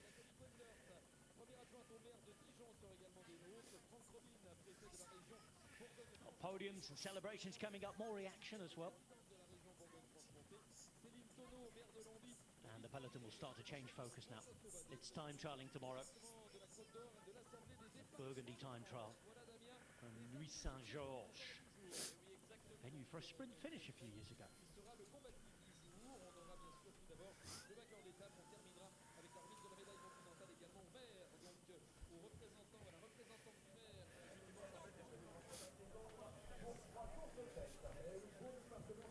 It's confirmed that Tadej Pogacar will be the last to start in tomorrow's time trial. He's still wearing the yellow jersey, and he's on his way to take his prize again.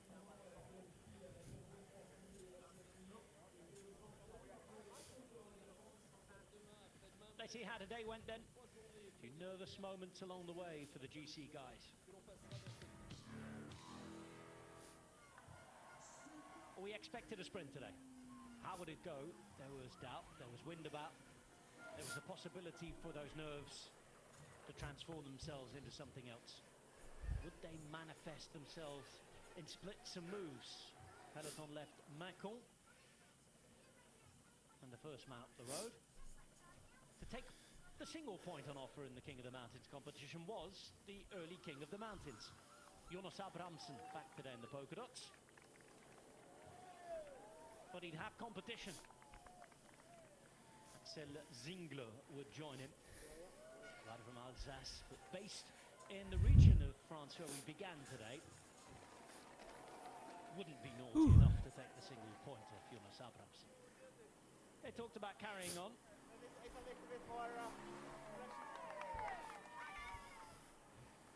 but they wouldn't. And soon Libby Mack amongst the bunch, and for yet another sprint day, there would be no breakaway. Intermediate sprint came up early into the stage. Mars Persson, who'd crashed the day before, not quite getting the better of Philipsen or Girmay, but he was up there and being combative. Into the final 80 kilometers, and those alarm bells were ringing.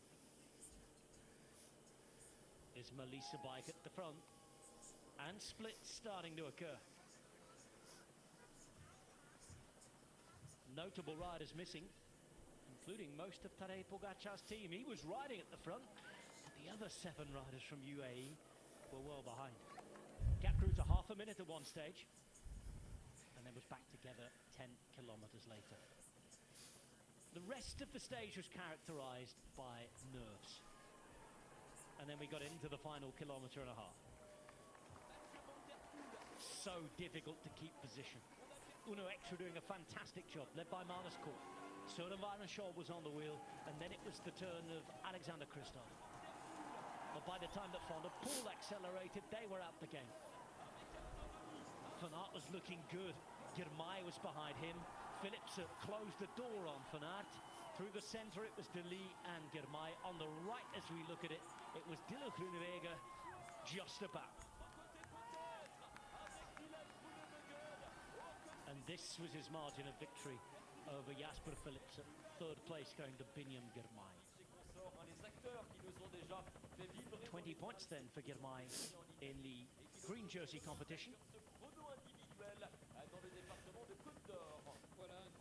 And this is the yellow jersey competition. Already 3 minutes 21 between first and 10th. 45 seconds between first and second. That gap will change to some degree and in some shape tomorrow. Pogacar, Evenepoel, how will it go? Time trial on the way. Pogacar will be hoping to keep the yellow jersey.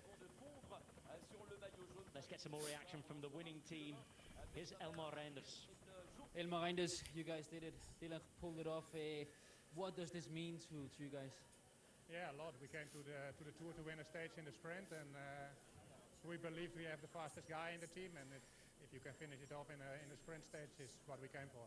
From your point of view, how did you experience the sprint, the run-in, and the final 100 meters? Yeah, just really chaotic the whole day, and we committed to stay calm until the last 5K and then make one move and hold it.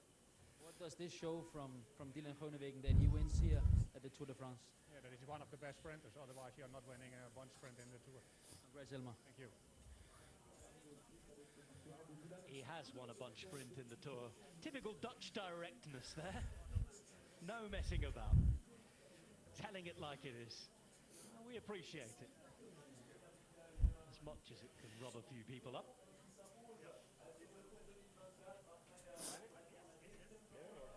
I'll be certainly signing medals and orange jerseys. I'll be looking for the orange jerseys tomorrow night and Saturday night, the Dutch play.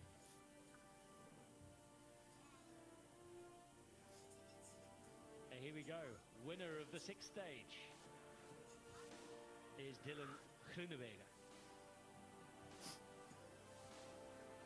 And here he is. Bravo indeed. Groenewegen on the podium of the Tour for the first time in 2 years and a day.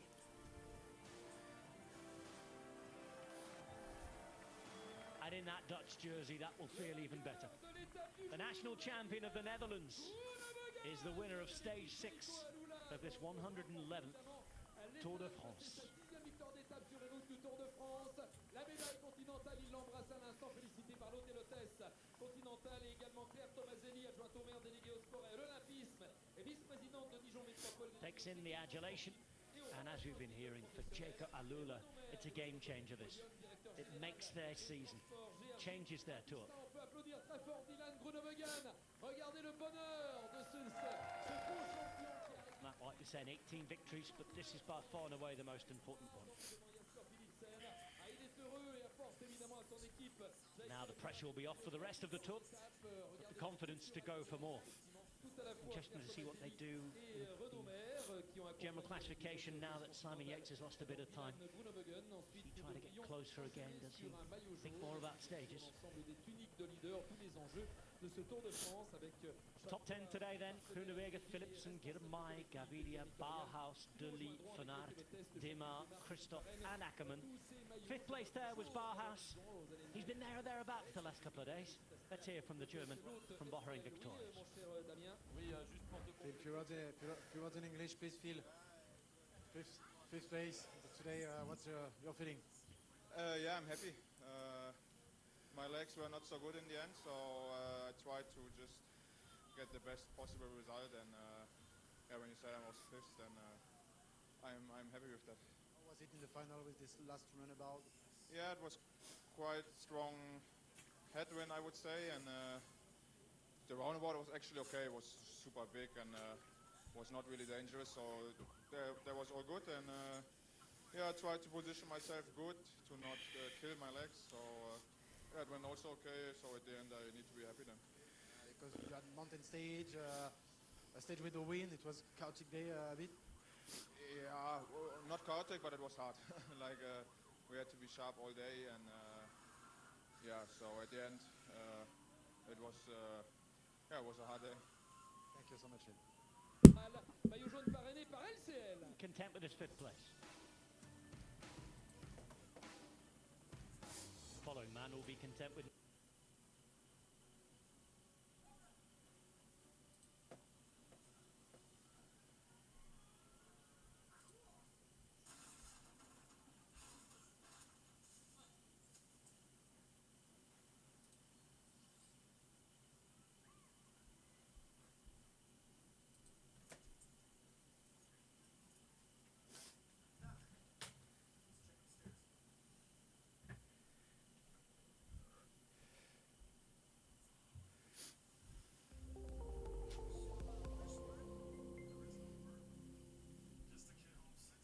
Big day yesterday for Jaco Alula. Victory that makes their tour.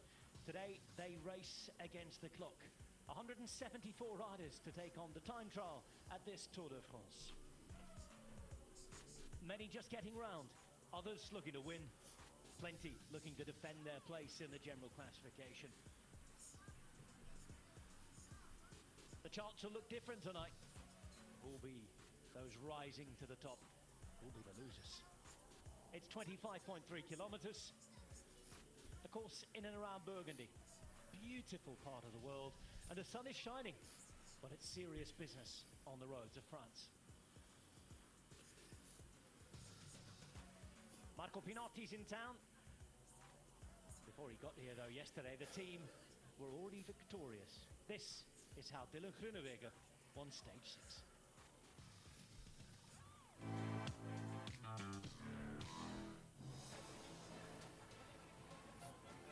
A new sprint stage, a new winner. Every day's different at this Tour de France. Girmay, Cavendish, and now Groenewegen, the first man to win in the Dutch champions jersey since the year 2000.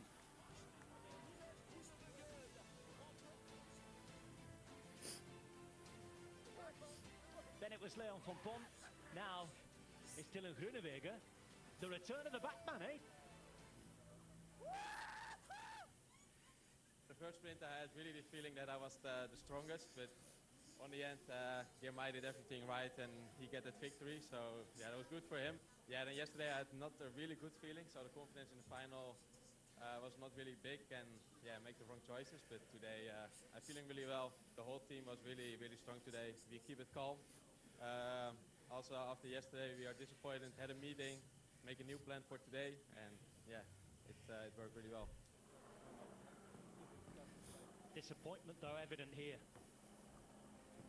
Jasper Philipsen, already beaten 3 times, was relegated. Deviating from his line.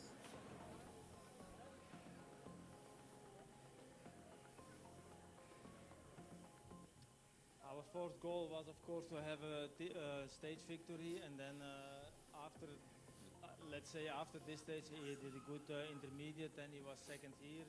So let's say that he did not win, but for green we came on schedule.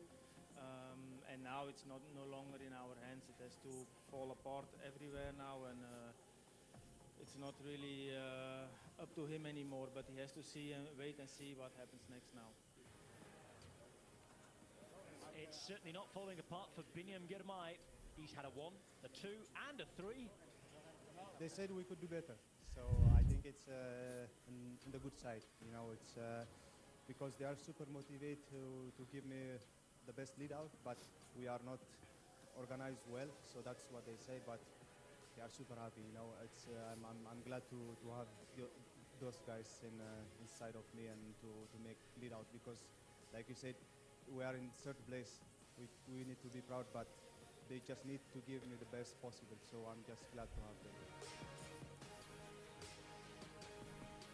And Philipson's relegation means Girmay finished second. It's a very nice lead for him now in the green jersey classification. These are the updated standings. Binyam Girmay with 149. Mars Persson under 111. Abramson, well, he was in the jersey, not really a contender overall. He's down on 87. Wasn't just about the sprint yesterday, though, was it? Nervy all day, no real breakaway, and there was an echelon at one point.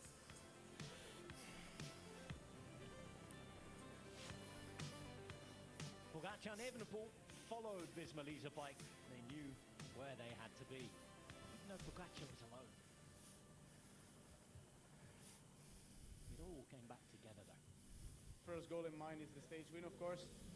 And beside that, we will see about the time gaps. Because I know that Jonas and Tadej also do very good time trials in Grand Tours, Primoz as well. So for me, it will be all the focus on the stage win. And after that, we will see about the gaps. How well do you know the course? Very well. I think I rode it like 5-6 times, so I'll be. There will be no surprises for me tomorrow. No surprises for Evenepoel. What about Vingegaard?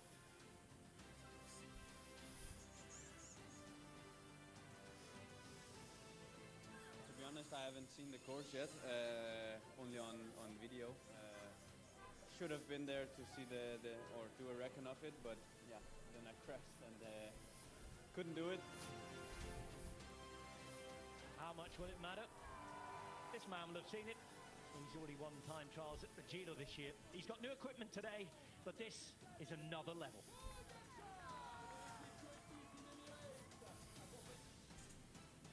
How much will that change? We'll have to watch the day to find out. It's a 45-second lead at the moment for Tadej Pogacar. So that has set the scene. And the world champion is in town. Remco Evenepoel, who swapped his rainbow bands on the road for those on the time trial bike in Scotland last year, with L'Enfant Wilder, and the rest of his Soudal Quick-Step team. Miguel Landa, well, he'll be defending as much as possible today and trying to stay up as high as possible in the general classification to help Evenepoel. Other riders defending, limiting losses. That's the game for the likes of Felix Gall. 25 Ks against the clock. Time to be won or lost. The general classification again will look different today.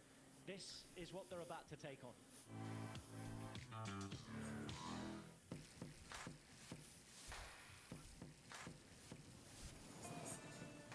Into Burgundy then. And starting in Nuit Saint-Georges. 25.3 kilometers. Up into the hills. 305 meters of climbing over 25 Ks. But then it's a flat finish. Once at Moret Saint-Denis. A final time check before heading for a first ever Tour de France stage finish at Gevrey-Chambertin.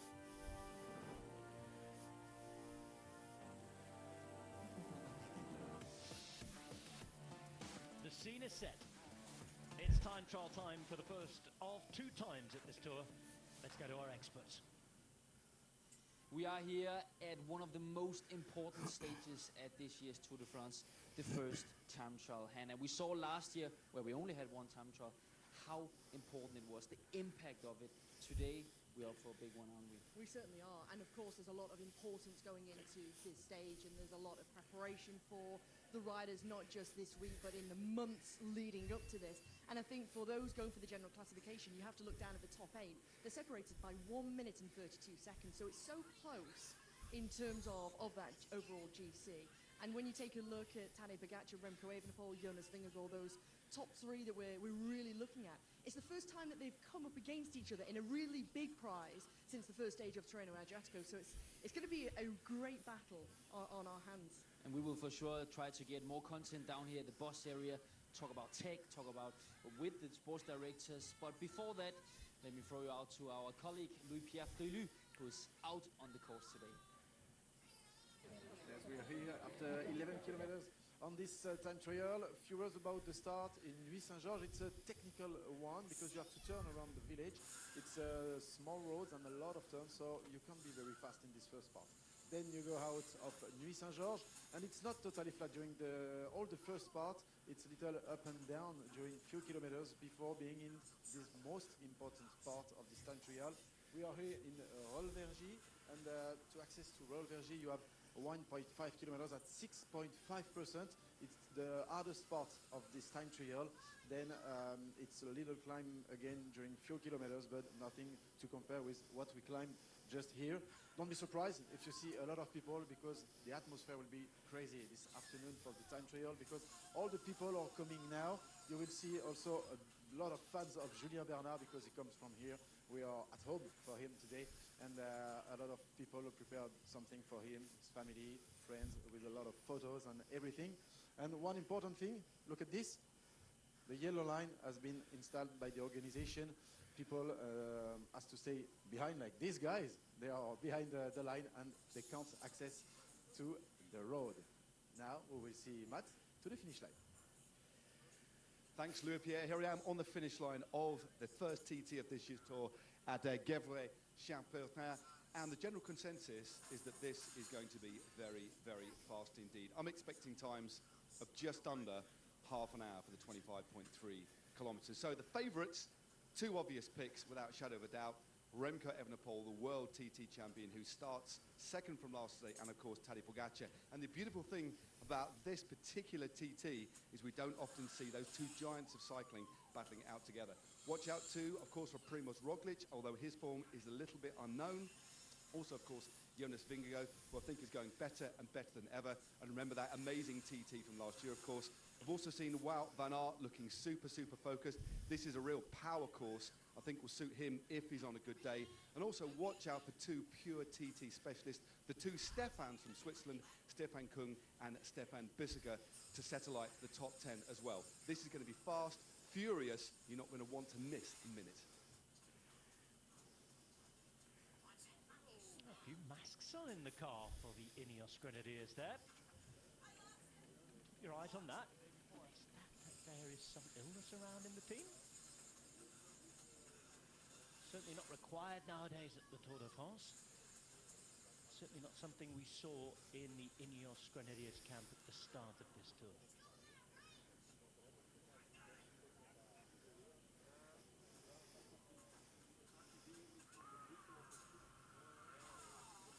Bikes being ready then, down at the start. And we're not far from the start now. Less than half an hour away. For such an important day on the Tour de France, this individual time trial, Anders Milke, it feels very calm here on the ground. It feels like there's no stress or nerves around the team buses here. Are you surprised? Little bit, but we also have to look at the start list. It's not the guys in the GC who have something on the wrist today. We see Nils Pollitt in the background here.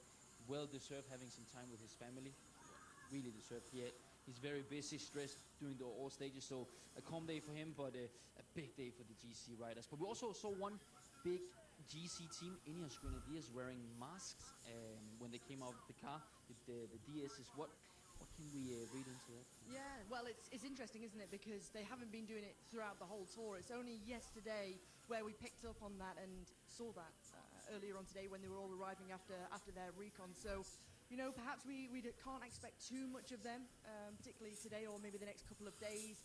let's hope it's not going to be a deciding factor in terms of the race. But interestingly, being here at UAE Team Emirates, and you can just see in the background there Tadej Pogacar's time trial bike, it's the same bike, but there's a few changes in comparison to the Giro d'Italia, where he's got new extensions, new handlebars. They've also changed some of the screws in the bike to be lighter. So overall, the bike is lighter than he had in the Giro d'Italia.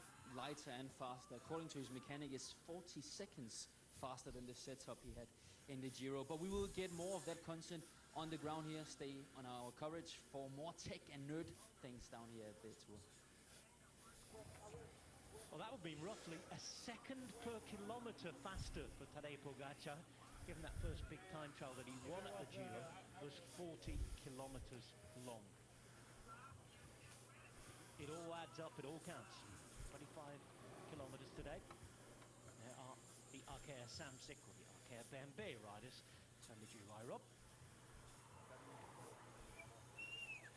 Yellow helmets on for UAE Emirates. They're leading the team classification at the moment. Stefan Kung has the national jersey back. He is one of the specialists. Can they challenge the GC guys? Pierre, the atmosphere is building here. Lots and lots of people out for this, what's going to be a spectacular opening time trial of this year's Tour de France. And it's going to be very fast. From what we've learned from speaking to the riders, some of the direct sportifs, fast course today. Yeah, that's what everybody said after the recon. It will be a very fast one. Of course, you have the start, which is not easy. In Nuit Saint-Georges, it's a bit technical to go around the city of Nuit Saint-Georges. Then you have this climb, but it's only 1.5 kilometers, and this TT is 25 kilometers. So it's nothing. And also in the second part, you have the downhill, and you have the backwind, which is really, really important. In this part, it will be a very, very fast one. That's what riders say to you too. Pretty much. I think most riders are going to ride all in on the climb because they can make up more time on the slower part of the course than on the fast part of the course. So they're going to be riding, most riders anyway, from what we've learned, what's called a positive split. So all in and then try and hold the speed. And we've seen some big chain rings as well. 60, 62, 64 to chain rings. So how do you think this course is going to impact the general classification battle? I'm going to put you on the spot, Louis-Pierre. Is it Tadej Pogacar today or Remco? I think it's for Remco. Remco has to win. He wants to win a stage in the Tour de France. This is the main goal for him, but you know the gap in the GC with Tadej. Can he take the jersey today? I think it's too much. I think if Remco wins, which is a distinct possibility, especially in the rainbow bands, the rainbow bands versus the Maillot Jaune, remember, I think it will be close. But I think 45 seconds is a bit too much for him to make up. But I think the race for the TT itself is going to be very tight. Remco Evenepoel also in the white jersey today, let's not forget. Preparations are being finalised. It's a strange old day, time trial day. Certainly with 174 riders still there. A long TT, 25 Ks. And Intermarché are ready to go.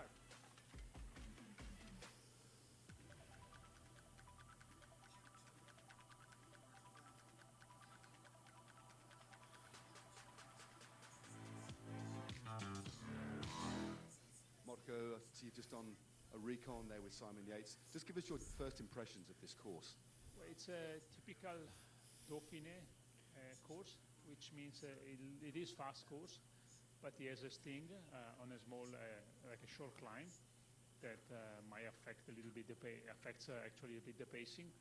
But generally, especially with the wind and direction that it is now, and it will be this afternoon, it's generally faster than I was thinking.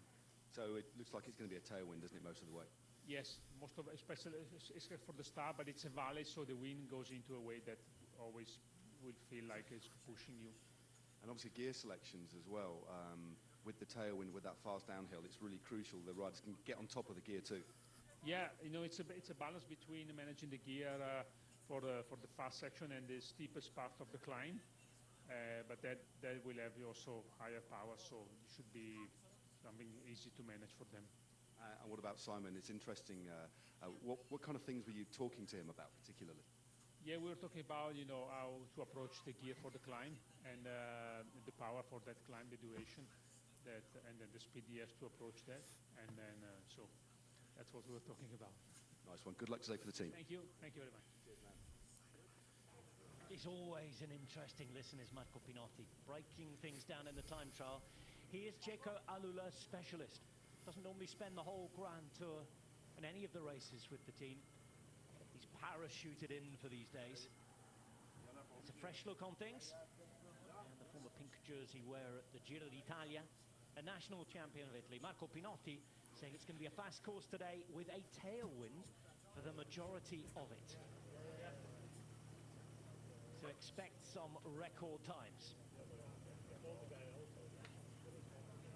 The Emirates used to setting those records. They still have 3 riders in the top 8. Let's not forget that's something else they'll be looking to keep that. Play your cards and the numbers. There is one of the machines they're expecting to use. You think of everything, as you were hearing from Hannah there. Lighter screws. The Belgisch kampioen is now Tim Wellens. He'll have his support.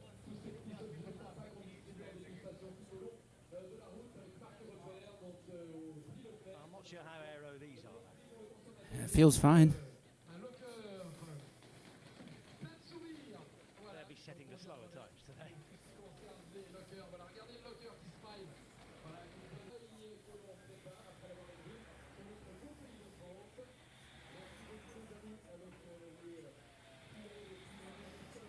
Chance to meet the caravan for those who get there early. The goodies will be flying their way before the serious business begins. And a hello to everybody watching at home. 35 ans pour Astérix, Obélix, Falbala, Vercingétorix, un parc avec plus de 50 attractions, des spectacles.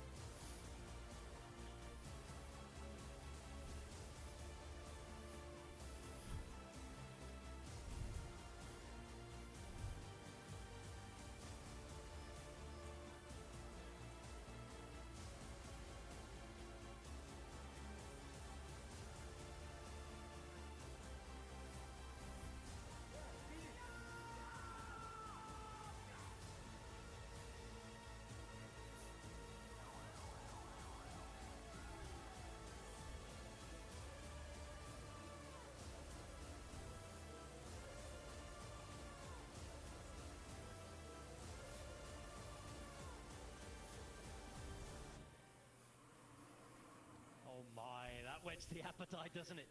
At one time or another, the big 4 have all won things against the clock. Today, only one will be able to be crowned the winner on the day. That is if they can beat the other specialists here.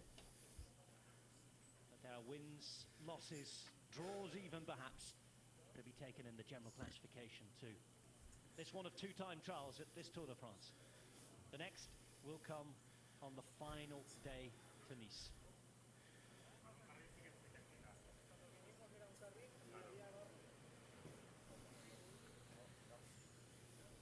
How will it go today, though? Let's play the predictor.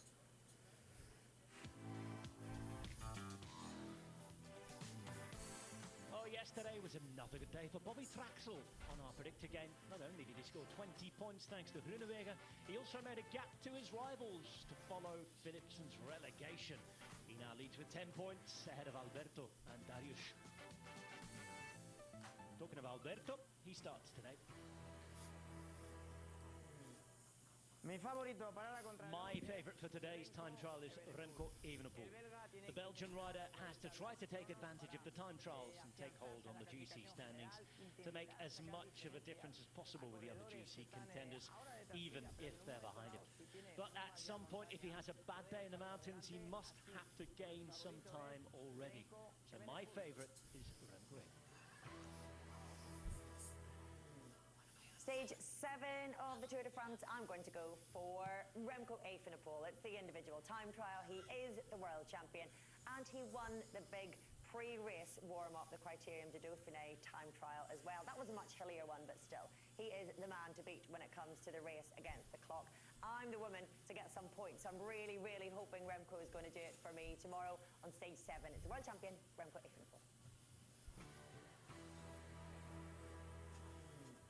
Who other than Remco Evenepoel to win this time trial with this beautiful World Champions jersey? Since the start of the tour, he's up there in the mix, ready to seize his chance. Awesome. And he'll do so in his Great ride. discipline to win his first step. Couch, thanks for the follow. You rock. Super appreciate it. Tomorrow, I don't know what we have planned, but there's something. I'm gonna eat and maybe stream some Marvel Rivals. I don't know. We'll see. They're ready. Long afternoon. Turning up later, warming up, watching the rest of the race on the bus. Different programs for different riders today, but they all have to perform in their own individual slots. They will start 2 hours down. Good. at 1:05. Good start to the week. And when we get to the top 10, they will start 2 minutes apart.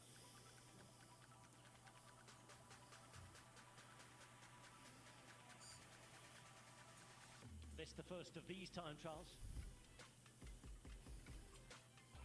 Cast your mind back though, a year ago.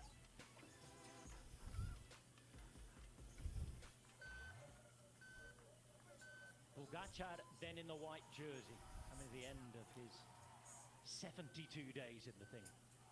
Gear ratios on show there for Jonas Vingegaard, and look at what happened on stage 16.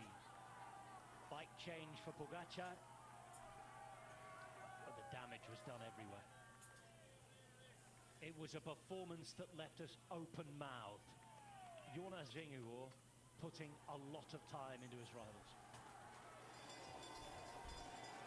In fact, it was one of the TT performances of the century. Pogačar briefly in the lead, but he was blown out of the water. 51 kilometers, not bad. Who had the day of his career. Boy, are we gonna have to eat. 1:38 to Pogačar, a country mile to everybody else, and a very snug-fitting yellow jersey after that. Pogačar would very famously then, the day after, run out of gas. Mark Cavendish is going to be the first off. He's the current Lanterne Rouge. So 25 kilometers an hour. That's what, 17, 18?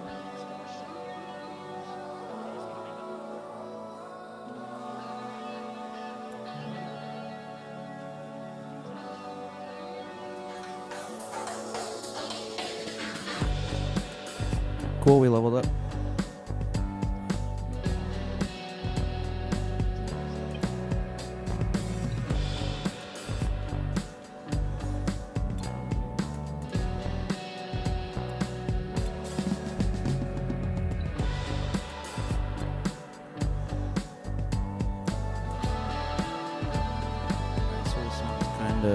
Easy tomorrow. This looks fun. 63 TSS for 54 minutes. Yeah, I think that's... This one's 4-minute blocks, 3-minute blocks.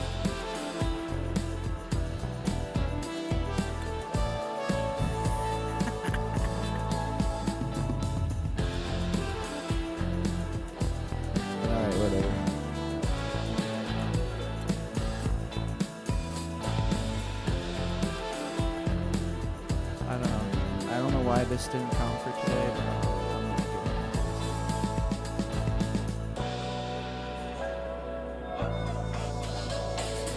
it. It's just insane.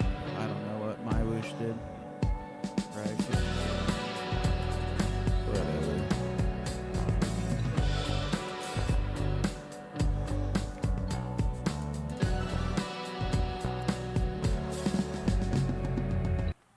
Dude, I honestly don't know what Mywhoosh is doing. I just... Alright, maybe I'll see you guys later.